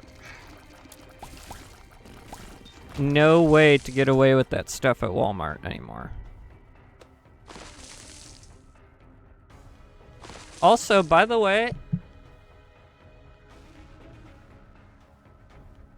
Oh, no, that's fine, that's fine, that's fine. But still... I know that... there are jails that have the cool, clear tech. So, there's still a chance you could have been able to answer to say that you did.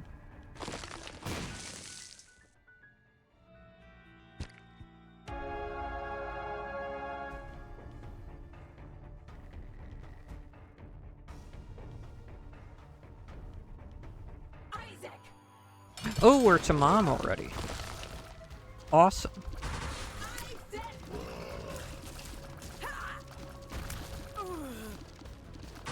Let's see how much further we can get after Mom this round.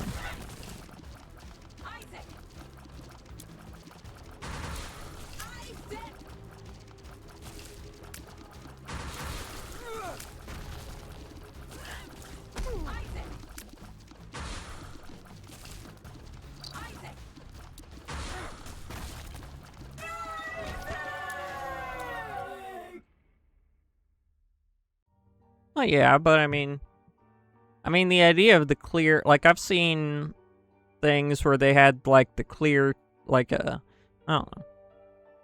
I guess they don't want to give you too much good stuff in a holding cell, but still. Wait, conjoined. Look, I got the conjoined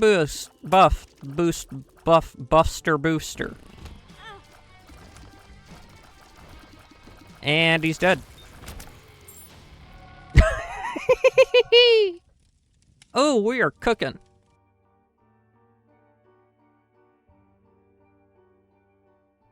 Dude, Texas? I mean, it's a punishment.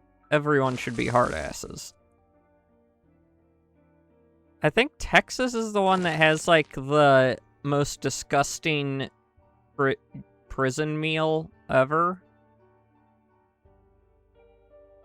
And it was designed to be gross. But it actually is 100% edible. It's way healthier than most prison food. I forget what it's called. But people tried to... they might still... Some of the prisons might still use it there, but, like... It's basically... It gets them all their necessary nutrients way more effectively than most prison food. And it's a good deterrent because it doesn't taste great. But I think they tried to, someone tried to make them stop using it. By saying that it was cruel and unusual punishment. And I think in response, the guy who invented it, I think he was like a cop or something. He like pulled it out and just ate it in front of them. He's like, see?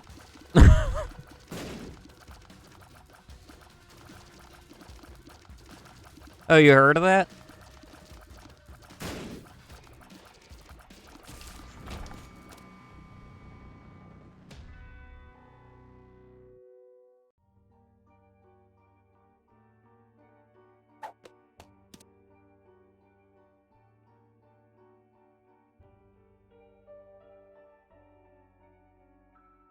Nice.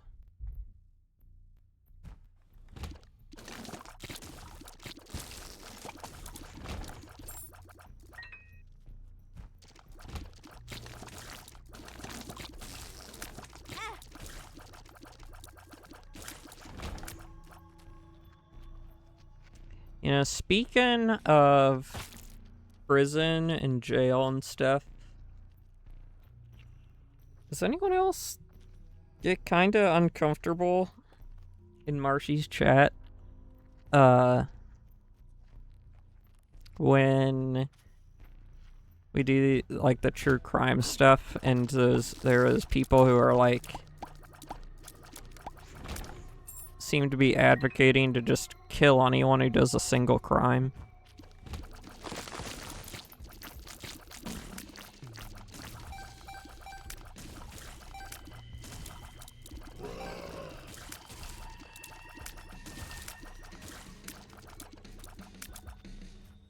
Yeah.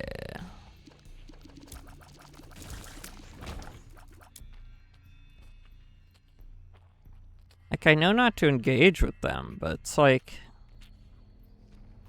What, are they like a perfect person? I don't think so. We're human. We are therefore not perfect. We have sin. But see, I don't get it. That's the thing that bugs me. I don't get how people can have that mindset because they wouldn't survive either.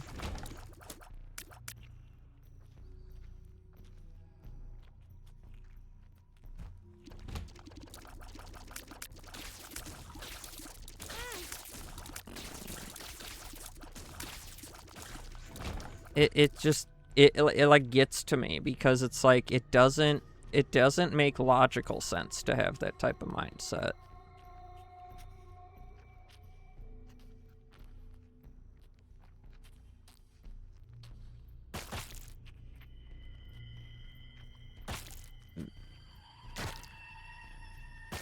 Maybe if he's an atheist, I would kind of understand more, but I mean, it kind of is just like shows a lack of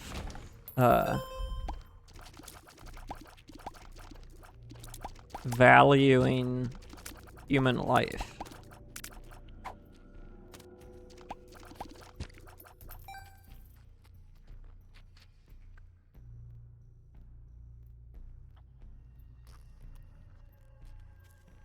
So here's the thing. I wouldn't say that works. People might look at it statistically and say it works, but that's not actually it working.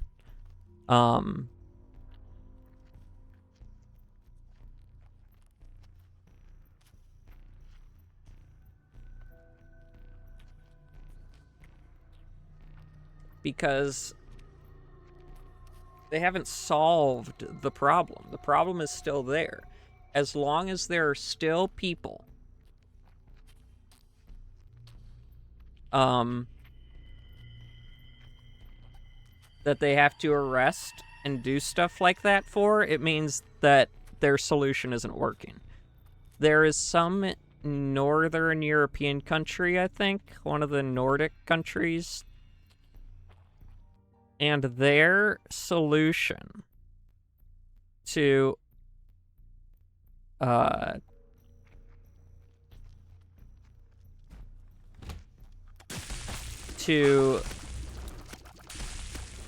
getting rid, like solving like birth defects or things like autism or oh, what's it called? I can't remember the name of it.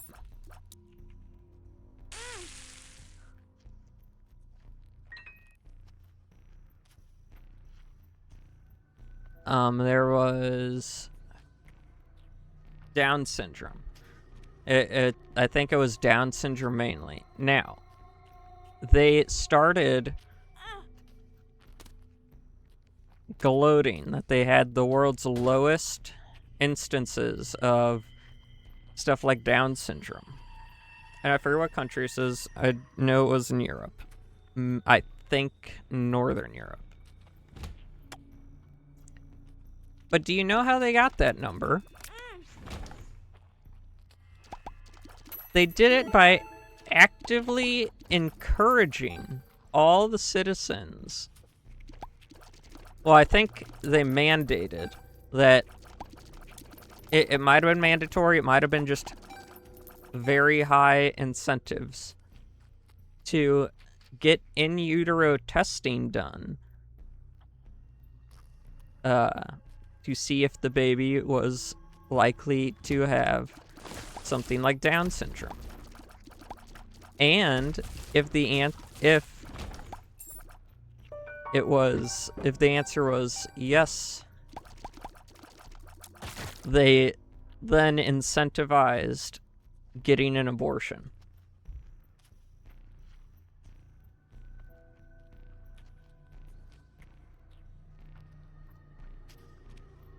I think they still do. So their plan was literally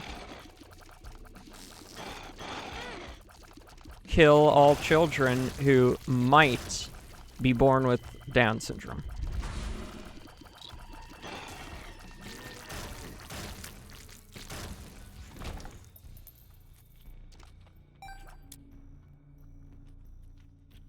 And that's the biggest thing even is it was might, because those tests aren't always 100% accurate. There are many, I know that I have cousins who, their parents got those tests done when they were pregnant, and their results said they were going to have Down syndrome. They don't have Down syndrome.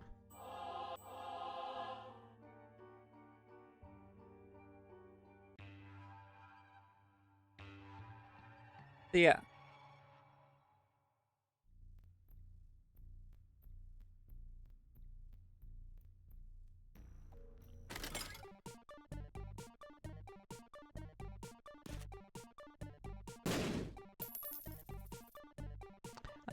So I'm against abortion in every case. I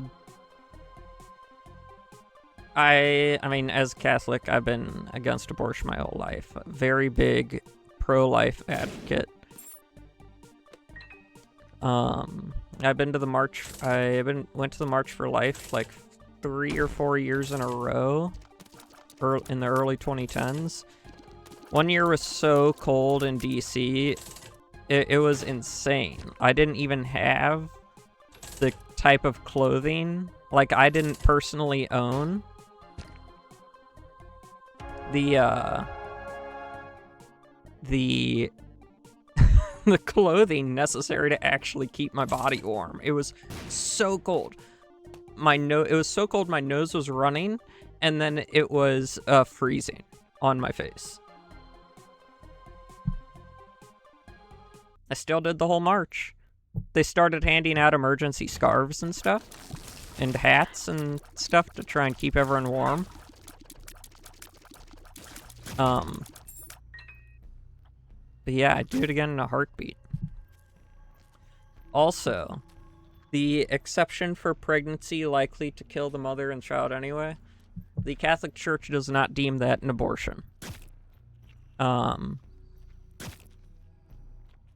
So an abortion in the Catholic Church is the intentional killing of the child. And that's it. Like, the main, and for the Catholic Church defines it where for it to be an actual, like, abortion, the intent of the procedure, the main intent is to kill the child, and that's it. If the intent is to save the mother's life, and the unfortunate secondary effect of saving the mother, it ends up killing the child, that's not an abortion. That is an unfortunate result of a life-saving procedure.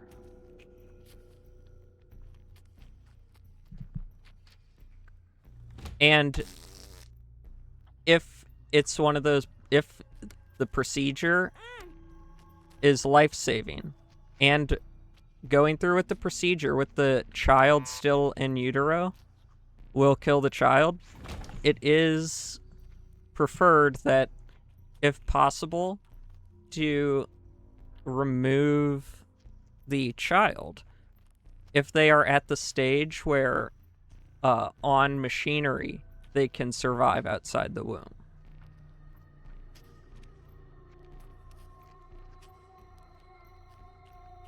But that's always the hardest part, is politicians who are pro-abortion have made it so that the law defines abortion as the law, like different laws define abortion in different ways. And they try to make it so that they try everything they can to make it that the legal definition of abortion will always stay as a procedure that kills the child. Not, yes, it's anti-consequence. They always try to make it so, like, oh, well, you want this and this and this. And it's like, no. But because of the way that they have written the, like, law definition of abortion, pro-life states and politicians have to write their, like, abortion bans in a way that makes it so that the saving the life of the mother procedures don't become illegal. Because if they don't specify stuff like that, then it does become illegal because they've made the definition so vague.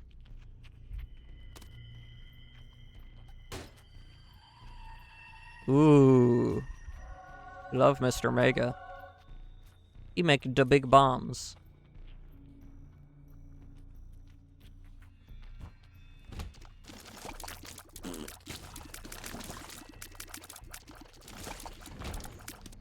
Oh, and you get the side effect of people of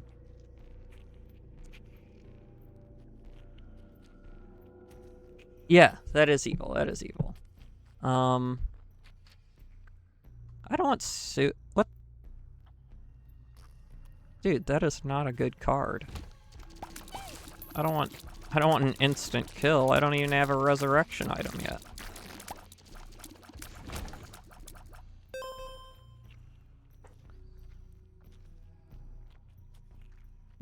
So, I mean, abortion is just a straight up evil thing.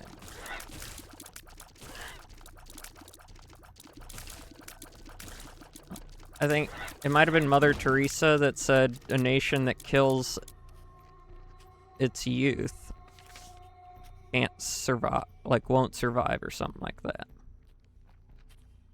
And they want to normalize it. They want people to treat it's just as bad as wanting to legalize assisted suicide. Jeez, this is not if I ever get monetized, this VOD is not going to make any money.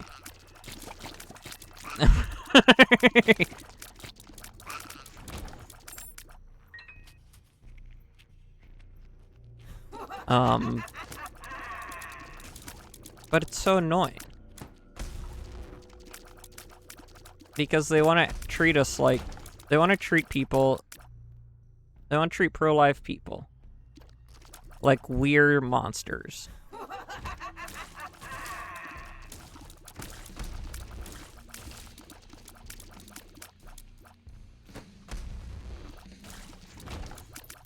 Yeah.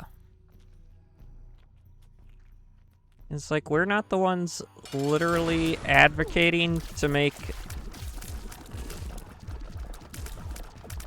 the killing of an unborn baby as normal as like a flu shot.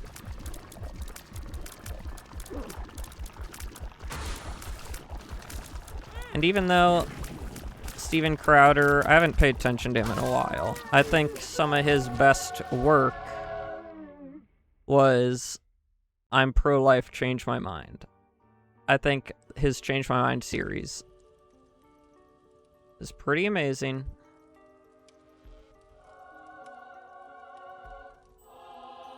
I don't know if he still does it, but his I'm pro-life, change my minds are like the best things. Whoa!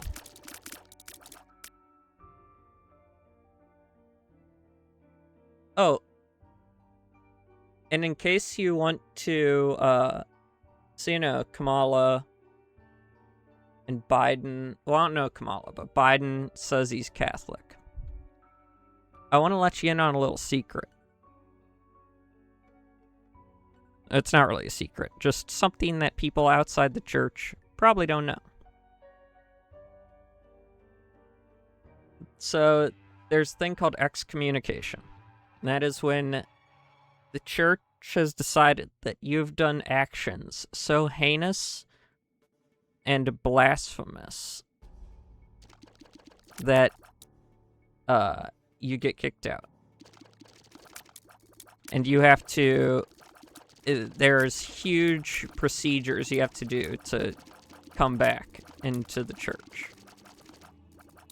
But there are circumstances where the church doesn't have to publicly declare you've been excommunicated. There are circumstances where you are automatically excommunicated from the church as soon as you do it. And a lot of those circumstances have to do with if you're a public figure. And one of those circumstances is publicly promoting and approving of abortion.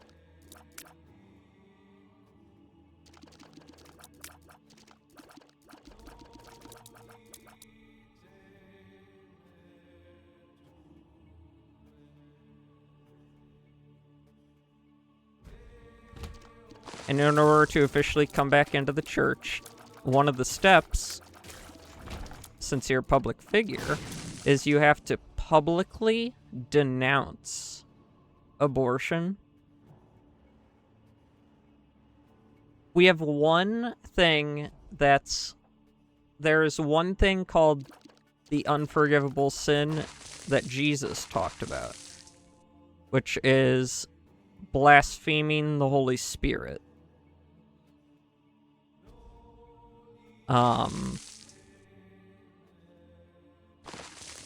But there is some, you have to like mean it with your whole heart, and you have to never change.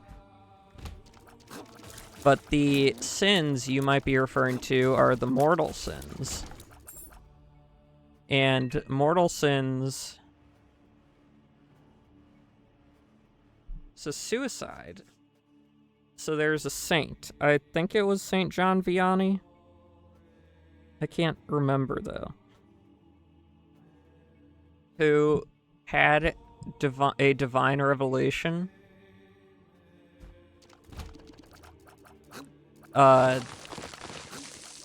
So someone was going to them to confession. They were confessing that they were in a state of despair because someone they loved, it might have been someone in their family or something, committed suicide. Like they jumped off a bridge. And this woman was in deep despair because she is having a hard time coming to terms with, like, the fact, like, she'd be like, she was in despair because this person's soul would then be in hell. But this saint, who was a priest, he had a divine revelation, which is where basically they're given information which they could not get on their own, but they are miraculously given this information. And he told her that this person, who she was in despair over, was in heaven. Yes, he killed himself, but before the impact that killed him, his heart changed.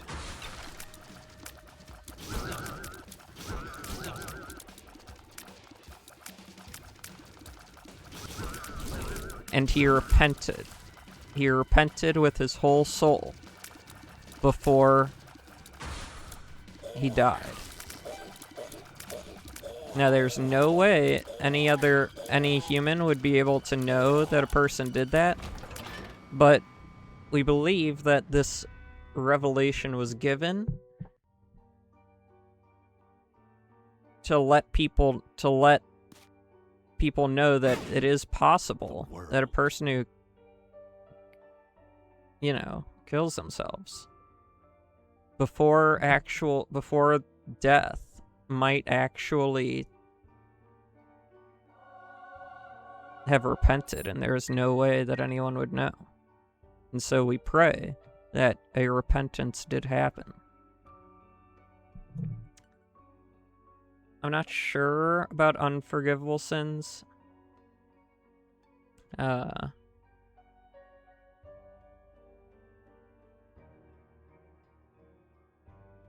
As there's natural order of life. They violated that. Nothing could bring those souls to even recognize what they've done. Yeah. Basically, a lot of the views on end-of-life cases from the church are basically, it is not ours to decide.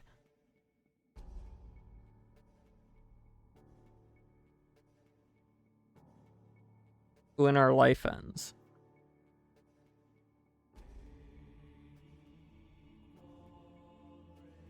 Now, it can get murky. People will try and bring up, like, oh, but what about war or self-defense or all that stuff?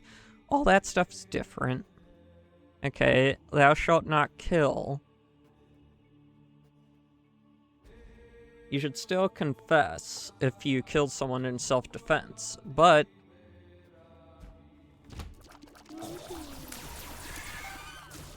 it would not necessarily be a mortal sin.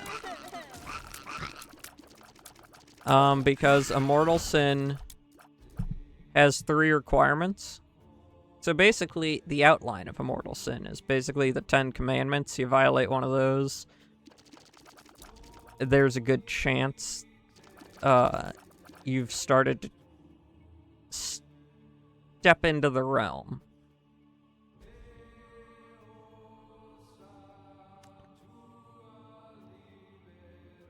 Well, yeah. The issue with cancer stuff is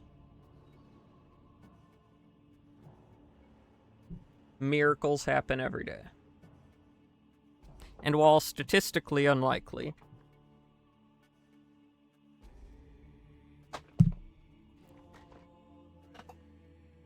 you are removing the chance for God to perform a miracle.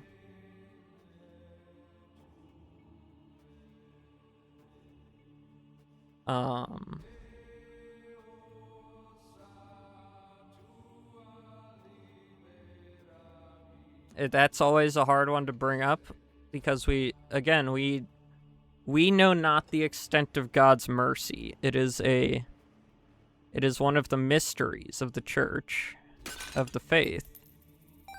We cannot know the extent of God's mercy. And we should pray that every human being's soul would end up in heaven. Unfortunately, we actually do know that there are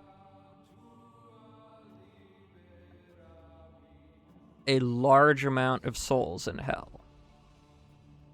From visual apparitions and visions given to saints and even disciples, like apostles, we know there are people in hell. So it's very unfortunate, but we do know that there are people there. But we can still pray that people stop going there.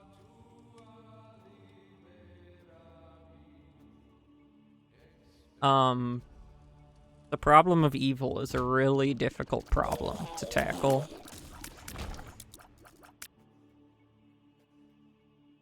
Because evil comes purely as a result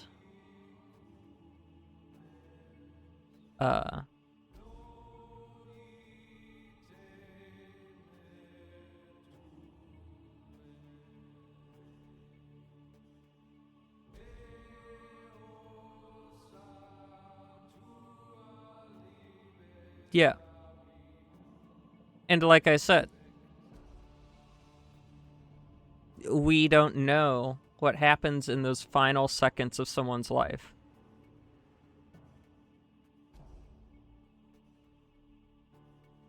And she might have decided. So there's something that I haven't heard apologists talk about. I should probably write into one to ask if there's like an official church standing on it. But we do know, even though so there's a lot of aspects about death and the end of life that even science can't fully explain.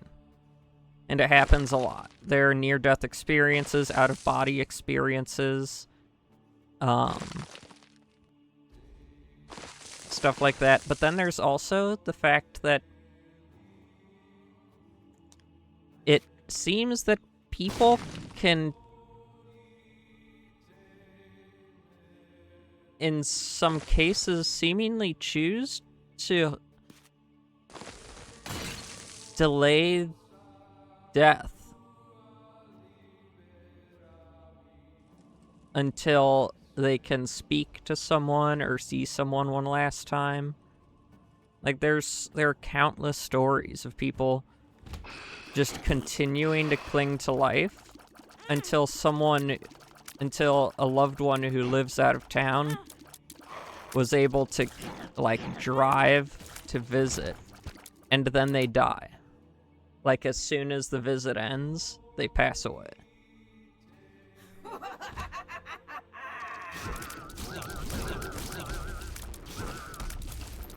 And some people have tried to argue that, have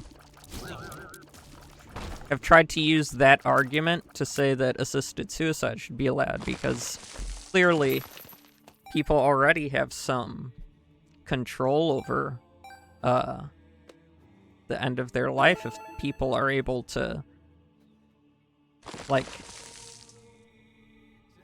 keep their body going just to let someone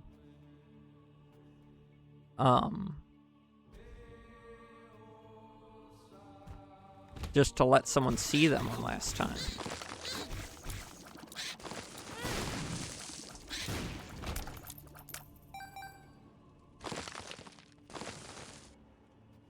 And again, I'm not a Catholic apologist. I'm not a theologian.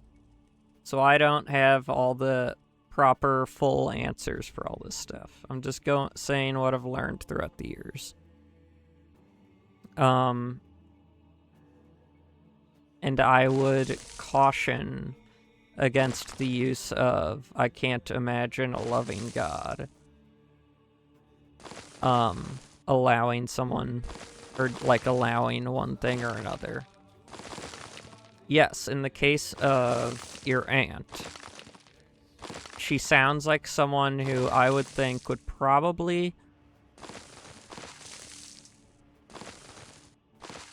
I mean, and this is just most people in general would fit this description. But I would guess if there was any punishment for her choosing to do what she did. In my head, and remember, this is my head, but I cannot speak for God. I would imagine that if there was a consequence for what she did, it would probably be time in purgatory.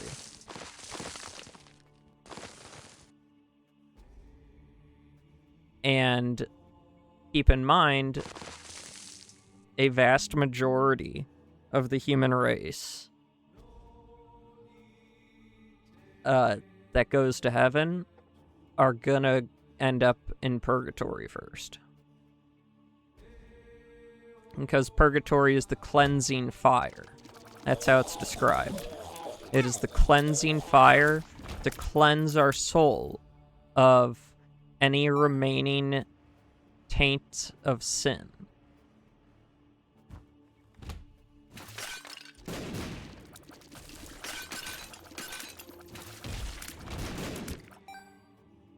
And so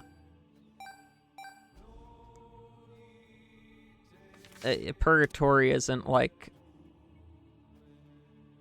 in my head, although purgatory is not necessarily isn't like the best place ever,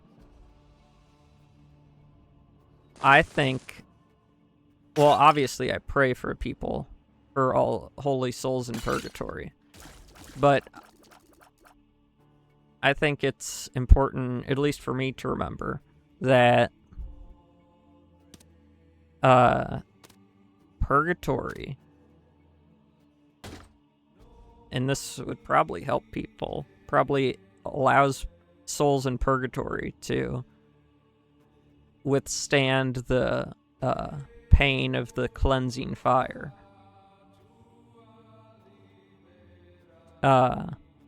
If you're in purgatory, you're going to heaven. Because purgatory only happens on the way to heaven.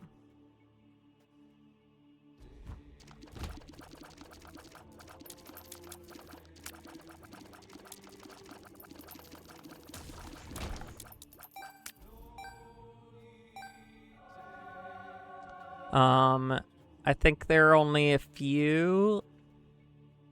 The only one that I know in my head right now, I can remember, of like the times when a person doesn't go to purgatory. Like, that I've been taught that they just get taken straight to heaven, is martyrdom. Dying for the faith.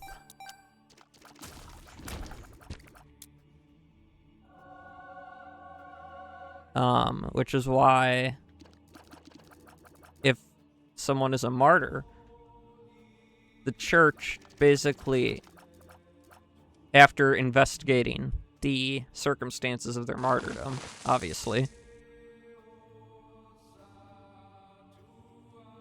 Correct.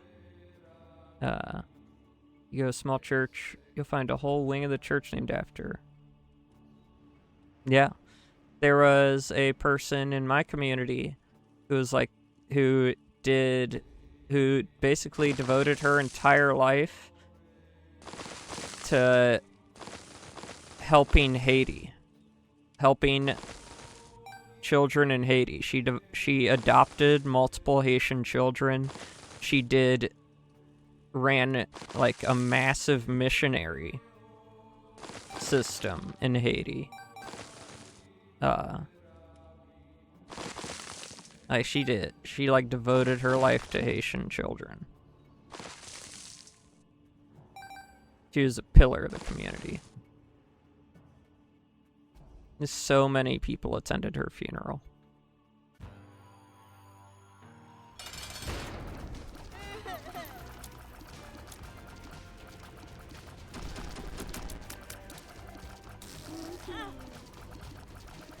So yeah, martyrs go directly to heaven. But they're like the only people that they're like that I can think of. They're the only ones that the church like says like automatically they're in heaven. Martyrs are once like the circumstances are investigated, they're basically immediately declared saints. They don't have to go through all the other processes that the church has to try and like prove someone is in heaven.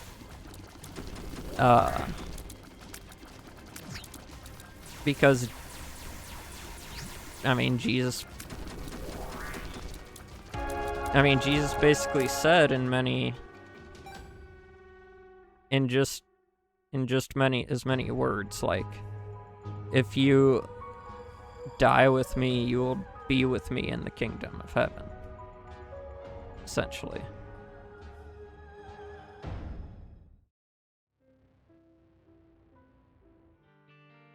Oh, I didn't get a new ending. Dang.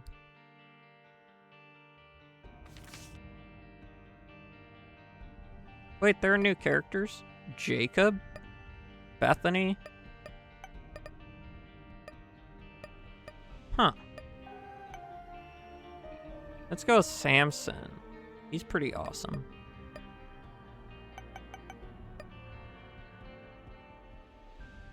But yeah, the end of life is always like a difficult thing. And we know that Jesus defeated death when he rose from the grave on the third day.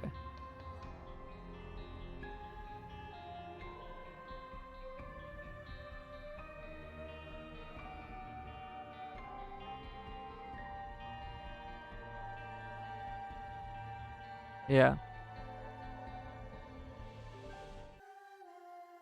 And see, I think when it comes to first of all, have you ever heard the term brain dead?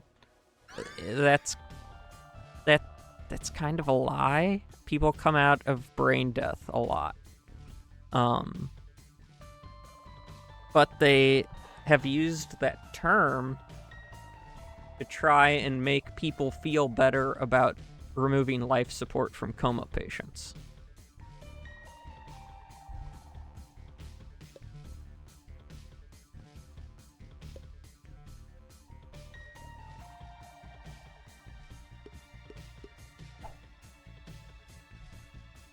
Oh wait, that's not what I went in there for.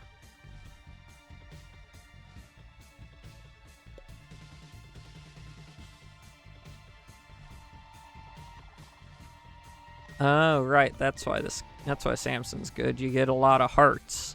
You try and get him a lot of life, and then the more he gets hurt, the more damage he outputs. But yeah, I think it was the government has allowed too much power to hospitals in terms of end-of-life care and such.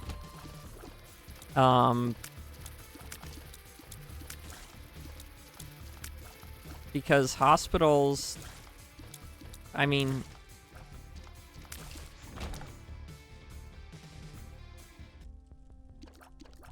might be hard to hear this, I don't know, but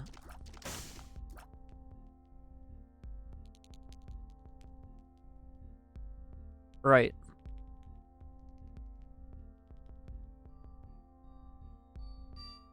Yeah. That was like what happened with my grandma. It wasn't until I saw her at the funeral in the casket that everything came over me.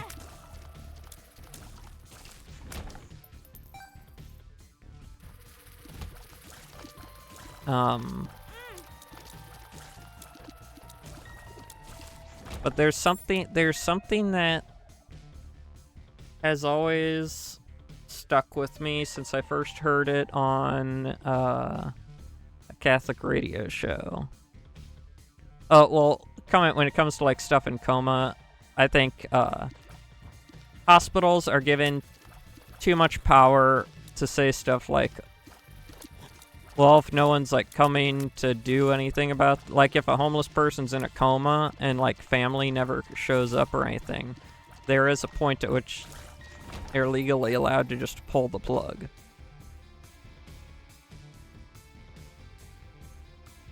But yeah, people are in comas for like decades, and then they finally come out of it. And their books written were like, yeah, they just couldn't answer or like respond in any way. But they knew everything about the outside world. And there's this one person who was in a coma for like a few decades or something. Or maybe it was like just 1 decade. And the place treated them so poorly because they just figured, they don't know they can't hear any of this. So like, they'd hear people talking crap about them. Like, oh, how much of a burden they are to these nurses and doctors. It's like a burden. You're talking about your patients like they're a burden right in front of them because you think they can't hear. And they would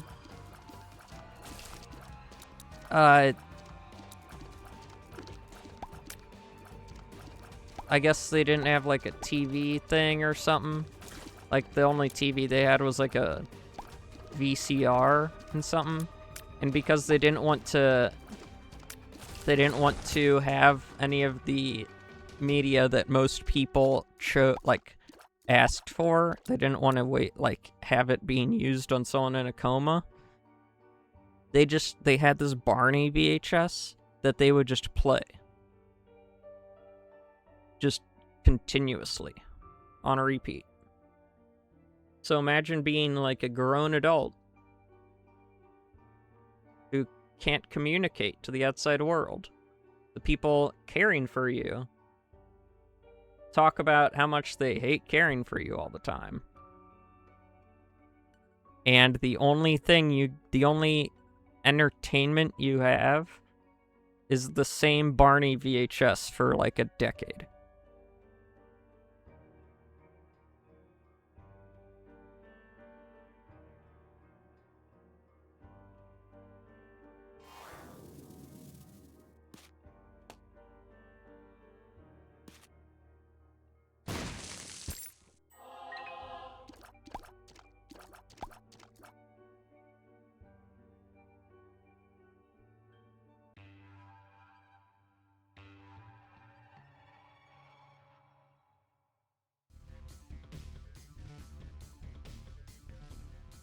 Crazy to me that there are people that can be so like artless and stuff.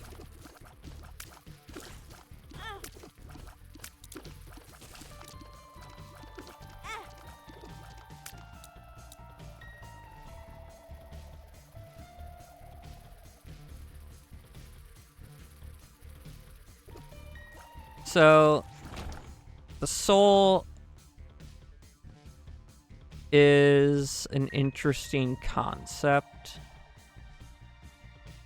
The soul can't really do much of anything while it is in our body, but it is taking stuff in. It's remembering stuff.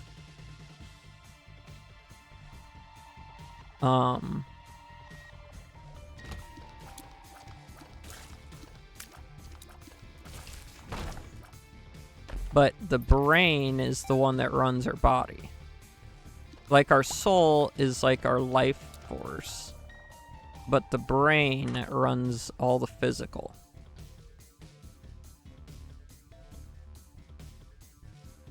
So a brain injury is physically altering your brain.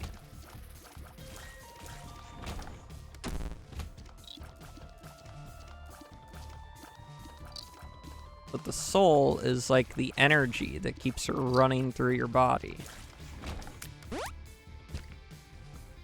That's as far as I can understand.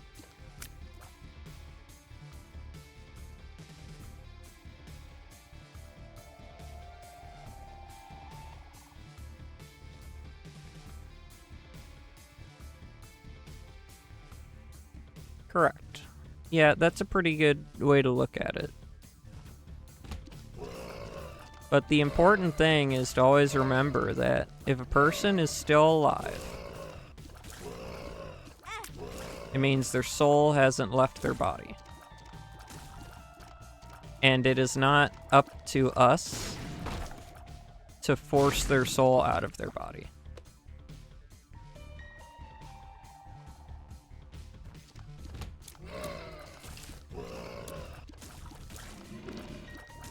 The soul leaves the body when God calls a person home.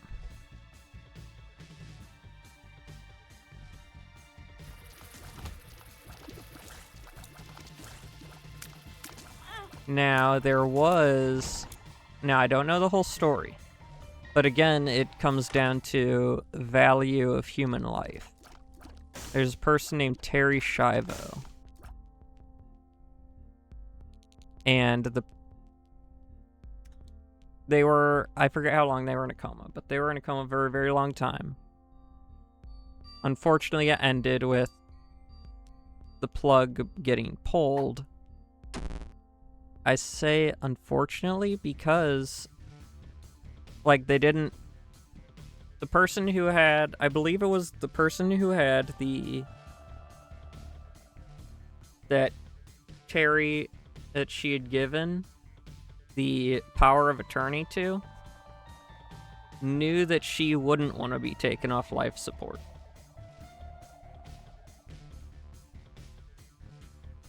So that was her desire. And that's what power of attorney is supposed to do in these situations, is communicate and make sure what they would want is carried out. But I think it was the siblings of the power of attorney. They didn't want, as far as I remember, they didn't want their potential inheritance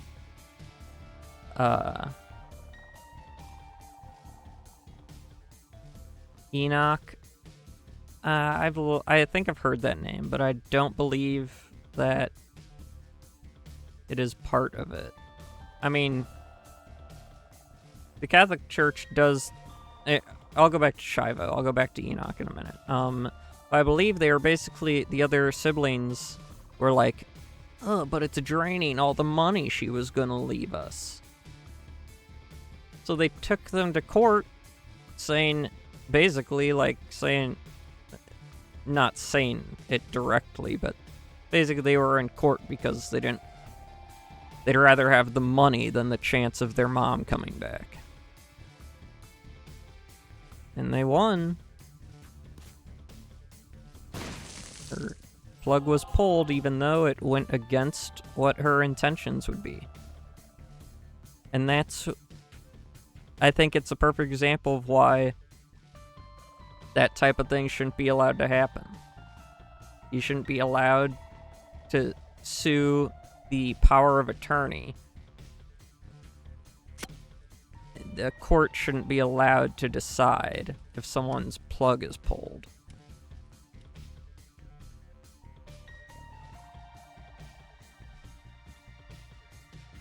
But going back to Enoch, I've heard the name. I haven't looked into it a whole lot.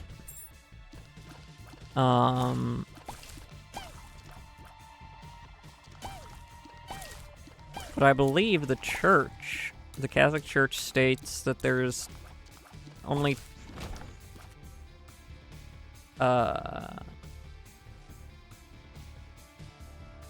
yeah, so those would be part of the Gospels that the Catholic Church, yeah, and the Bible, when the Catholic Church put all the books together, basically rejected anything that went against the direct teachings of Jesus Christ. And so it wasn't exactly just a book, just a court of opinion. It was a court of, hey, these gospels and these like stories and books can't be true because they directly oppose God's own word through Jesus Christ.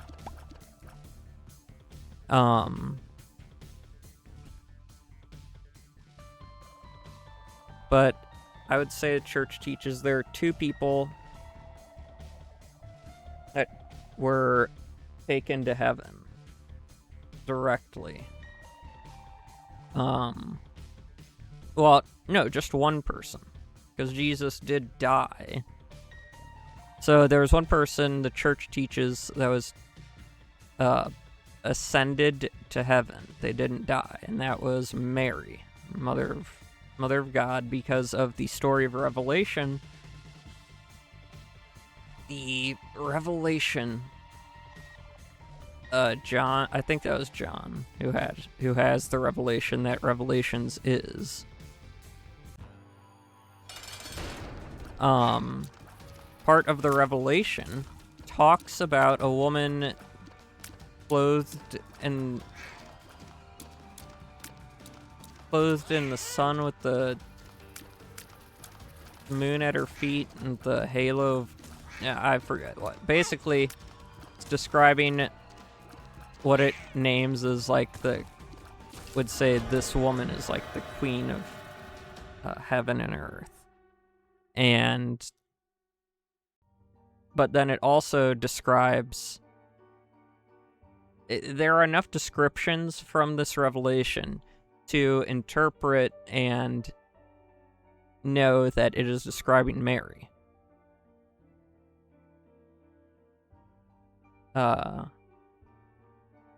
And part of the vision. So God can't make a mistake because God is perfection. God is all good, all loving, all powerful, everlasting. God can't make mistakes.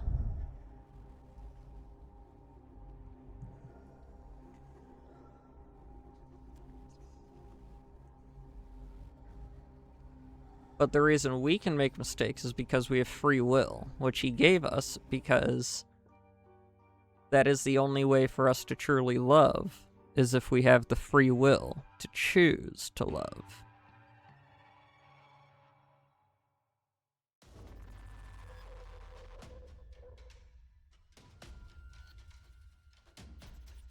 So yes, God makes no mistakes.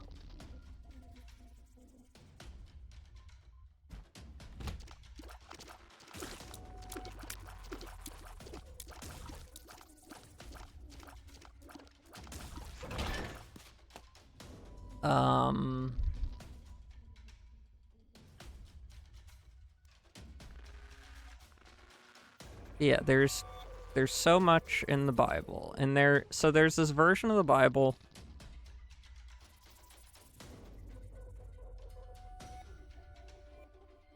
Yeah, a lot of the confusion when it comes to the Bible comes solely from humans so in the Bible, at the end of Revelations, it basically says this is the Word of God.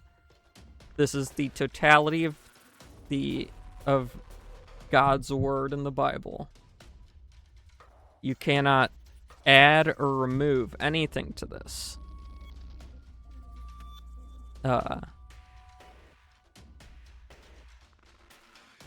that might be one of the unforgivable sins, is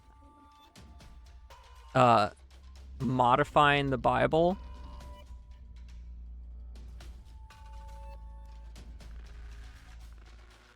Because then you're basically trying to change God's revelation to humanity.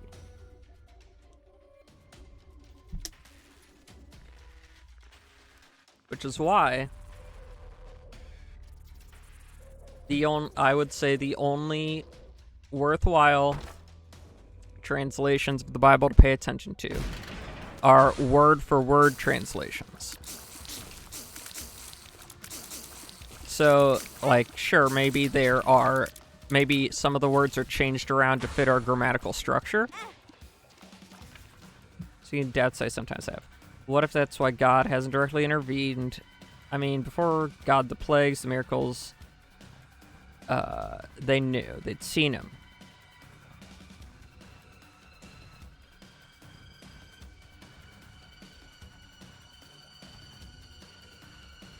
So, that's one of those things that I always forget. I always forget about why there appears to be a stark difference between the Old Testament God and the New Testament God. But there really isn't. I know there isn't. It's his direct influence that is different. But the entire Old Testament is a precursor to Jesus. All of the stuff that happens in the Old Testament after the fall of man at the Garden of Eden. Everything after that is a direct lead up to Jesus.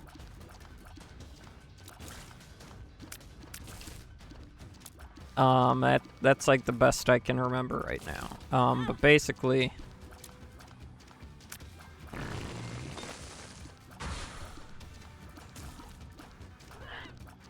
yeah, I mean, I would agree that what you're saying is true.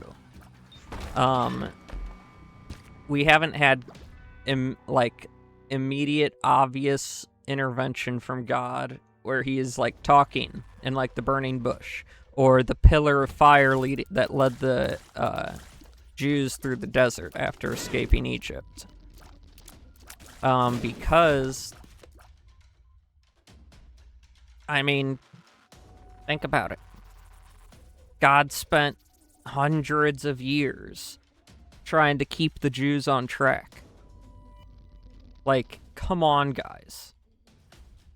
And every single time, even when he sent them some of the most holy prophets, Moses, Elijah, they still fell away. I mean, they had Moses with them, living. And while he was getting the 10 Commandments from God, they started idolizing a cow made of gold that they created while he was up there.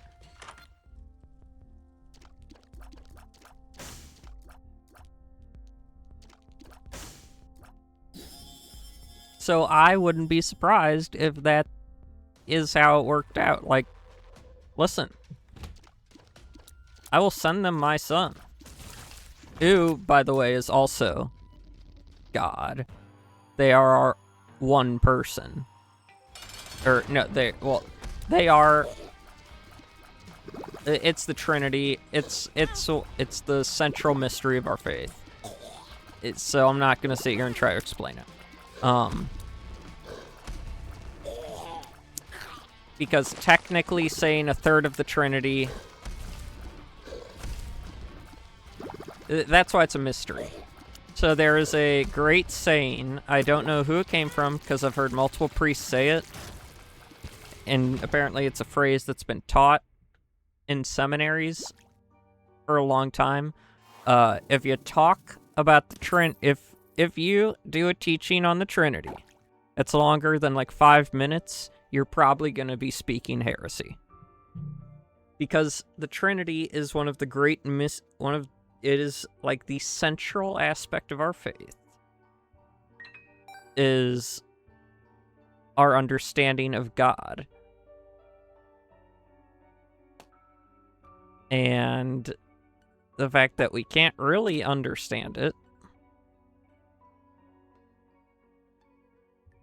because it doesn't work in our human brain, because it's 3 persons and 1 God. Right. So, but saying 3 persons and 1 God doesn't fully encapsulate the truth of it. In fact, if you leave it by just saying 3 persons, 1 God, it could mislead people, because it's not only 3 persons and 1 God. Each one of those persons is also 100% God, because you can't separate them. So while Jesus was on earth, he was 100% God, but he was also 100% man.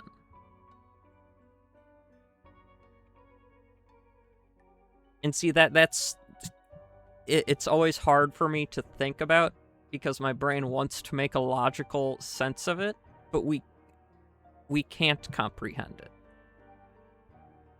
We just know these statements about how the Trinity is, and the only reason we know it is because Jesus just kind of told us directly, because God knows that we can't comprehend it. We would never, ever figure it out ourselves.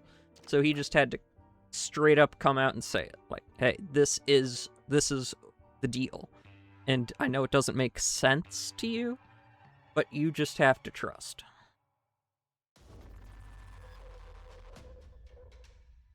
But like, that's why the famous thing with St. Patrick explaining the Trinity like a shamrock.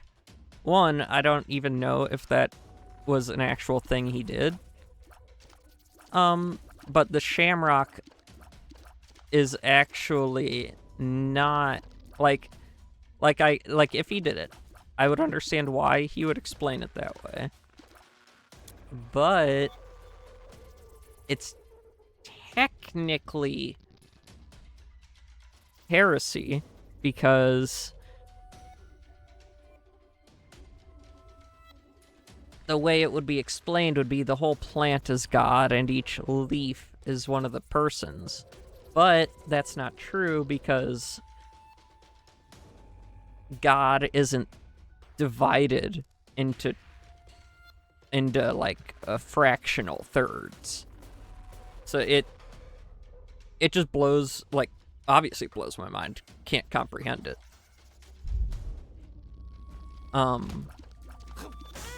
But there are many mysteries to the faith that we just, I mean, that's why it's a faith. You know, we have to trust that, you know, God is everything he says he is.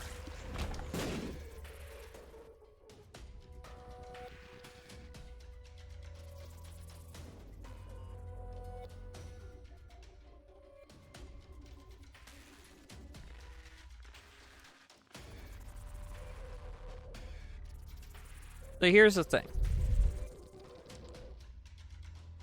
Science, the church has always taught that science and religion are not enemies. They go hand in hand. Science, okay, first of all, the major beginning, like some of the most major breakthroughs in science history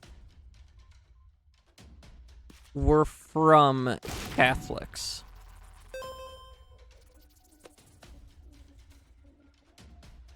A lot of people like to try and say, oh, Catholics, like, hated science, and they caused the Dark Ages and stuff. And that's really twisting history to your own agenda there. Science supports religion. And the more we learn in science is really just shows us how intricate God created everything. So here's the way I look at it.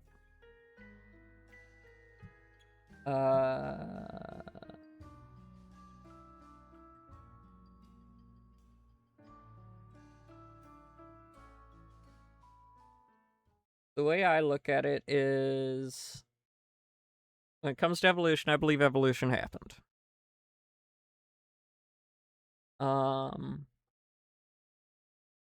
And then people will say, well, doesn't evolution...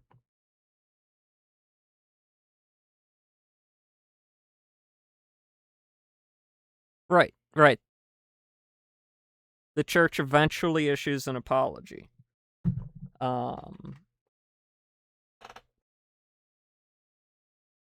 The church, and plus, you have to remember, the church isn't God. The church is made up of humans, and as we discussed earlier, humans are flawed beings.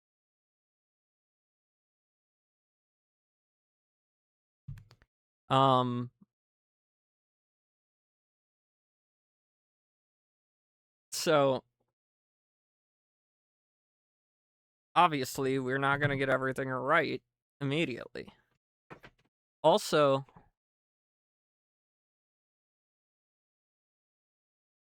so the misinterpretation of the word is the reason why the church had a huge council to put together all the books of the Bible to make sure that they would weed out misinterpretations of his word. So everything was scrutinized against the known writings of the apostles, because there were many gospels that were put forward that there was no one had any way to prove that those gospels were actually written by the apostles directly. Which is a very important thing, because only a direct apostle would be able to confirm what Jesus said. Eyewitness testimony. And so it's the misinterpretation that got weeded out.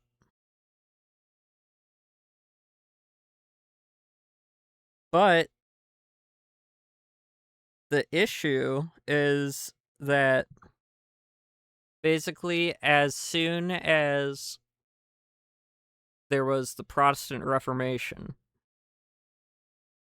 you suddenly had an explosion of different Bible translations, which one, as I pointed out earlier,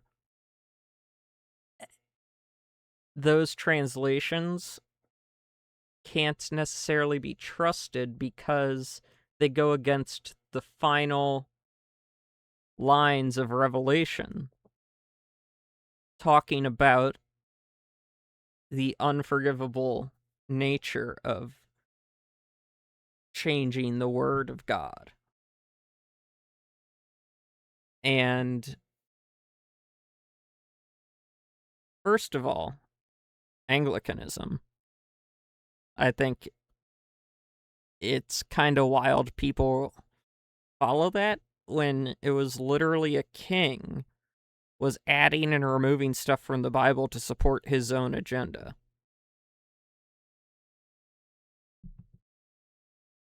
So I'm always baffled that that denomination has stuck around.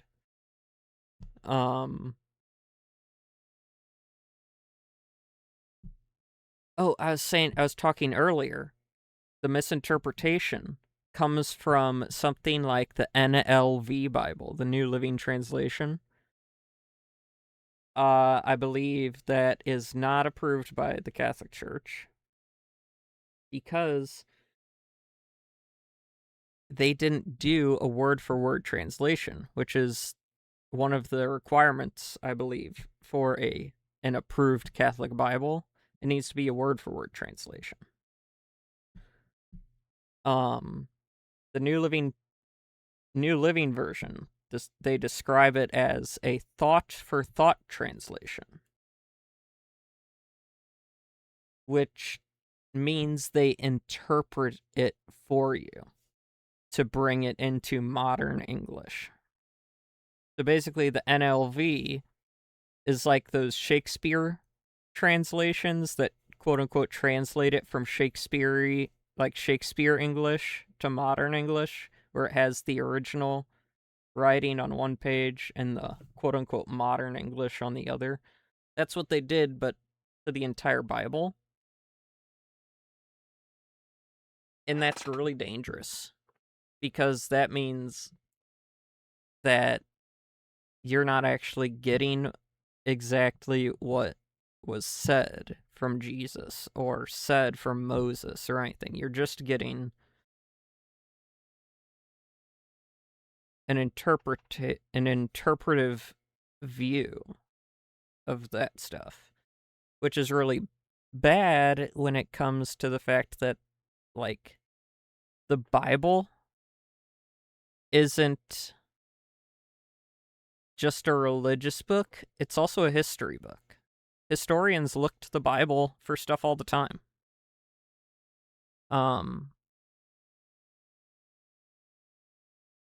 Because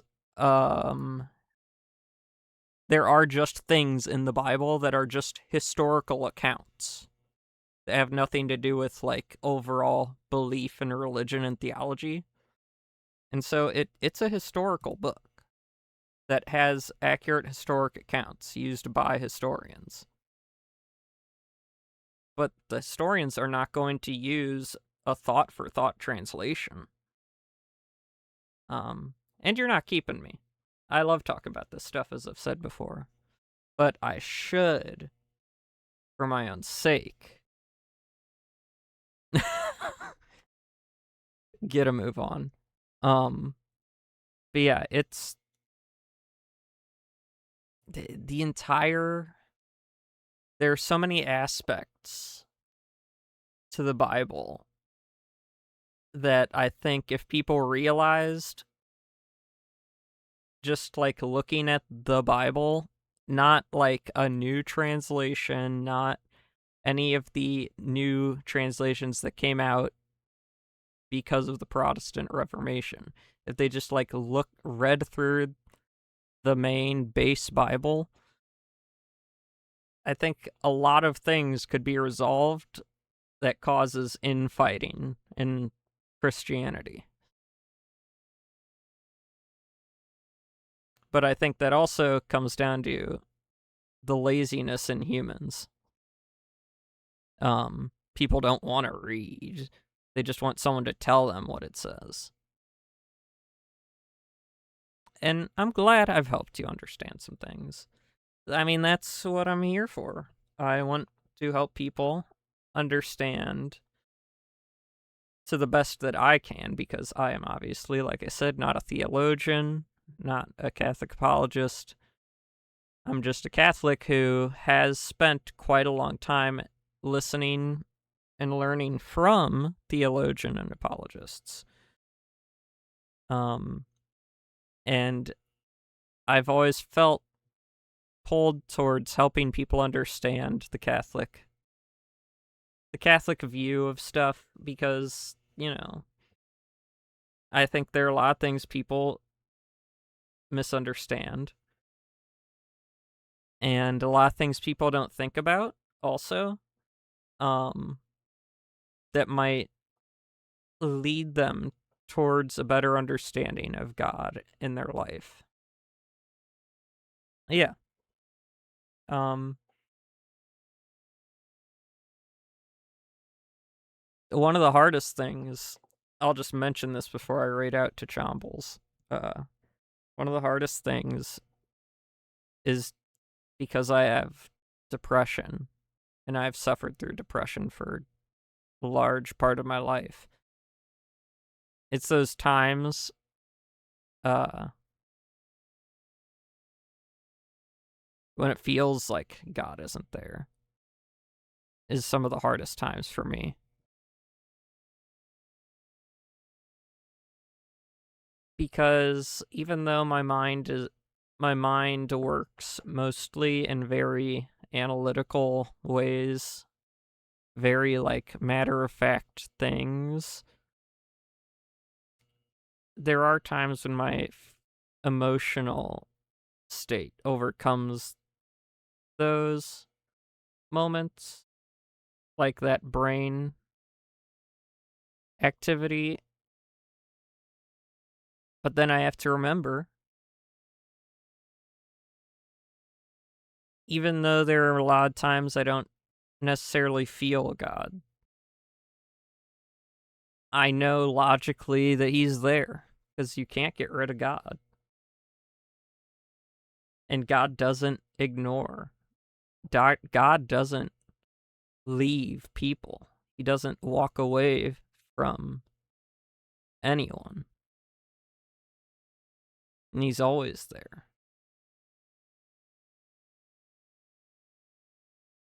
Yeah. Yeah.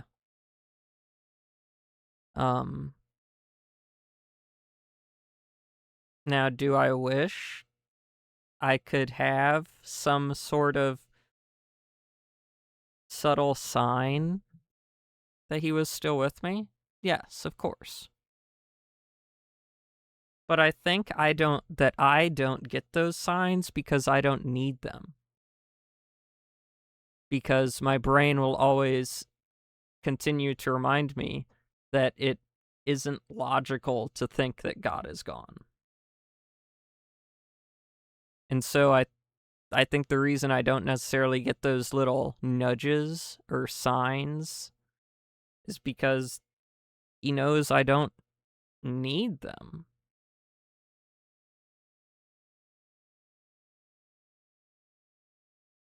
But there are other people who do need them. But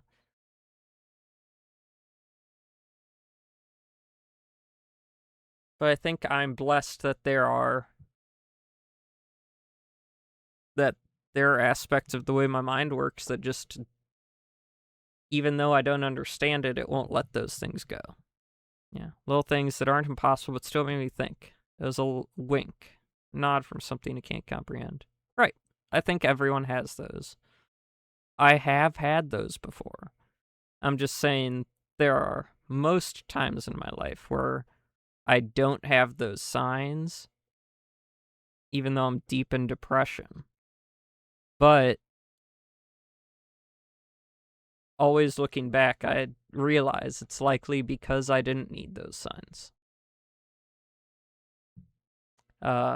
We could talk about this in the future, but there is a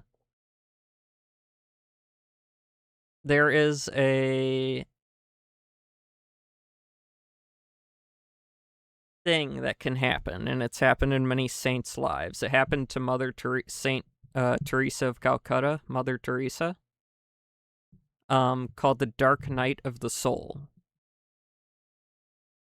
And it's a difficult, and it's described as like some of the hardest things, like some of the hardest times to get through. And it's where you don't feel God for an extremely long period of time in your life. And surprisingly, her Dark Night of the Soul occurred during some of her most impactful missionary work during her life. Like, she wasn't feeling like she wasn't feeling like mentally or like emotionally all those things people will feel, like getting a good feeling from doing the right thing or helping someone out of an extreme circumstance, or like not getting any of those feelings, not even getting those feelings after confessing your sins to God. Um, and the only recorded times of these Dark Nights of the Souls seem to be in some of the strongest saints in history. And it's almost as if it's a test in the way of the tests of Job. Because, I mean, Mother Teresa, even though some of, like, her most well-known activities and most, like, amazing things she did happened while she didn't feel God's presence. But she knew it was there. And she knew the things God wants of her. But it's the total removal of the validation of the validating feelings that are like the ultimate test.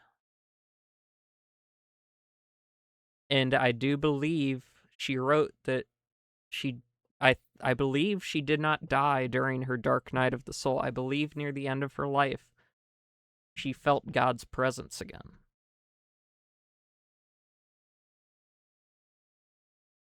And so, yeah, I think, yeah, it's stuff like that is just like,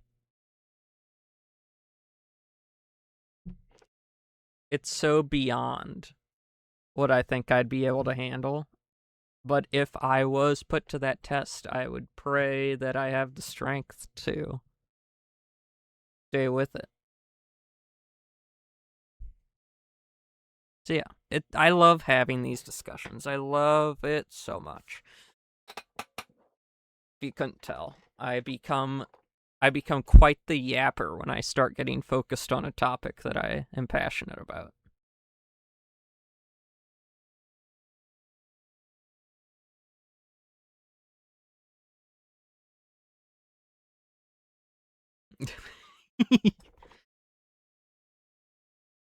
There could be like so long, like huge dead air on my stream sometimes, and then someone brings up a topic and I'm just like, you ain't shutting me up, dude.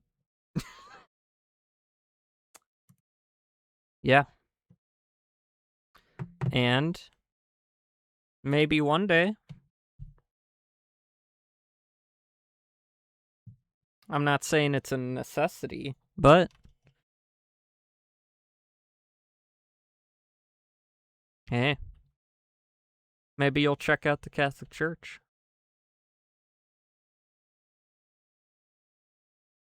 Who knows?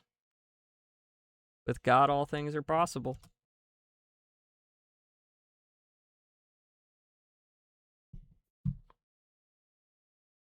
And every time I think about that that phrase, with God all things are possible, I think of there's a VeggieTales where Bob says that to Larry, and Larry says, does that mean? Yeah. Yeah, of course. But Larry says to Bob, does that mean God can make me a chicken? I've always wanted to be a chicken.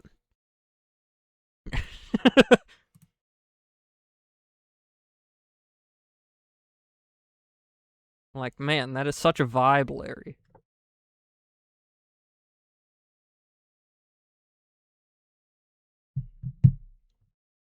And I know, even though it's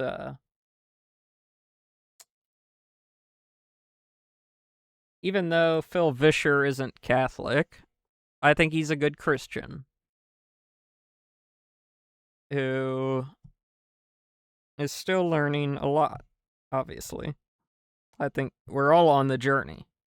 But I think that even if he doesn't become Catholic, I would be personally surprised if I didn't see him in heaven at the end of my life. Well, after the end of my life. Yeah. Well, Christianity comes originally from Catholicism, so there's always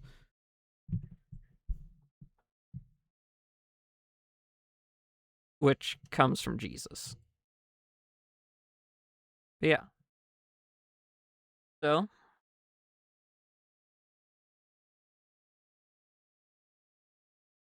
keeping the faith.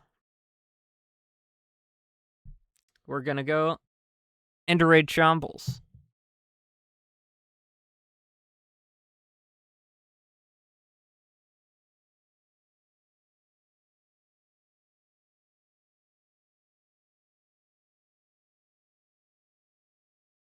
So, let's go give some support to the music making, goof having Axolotl. And I'll see you guys tomorrow.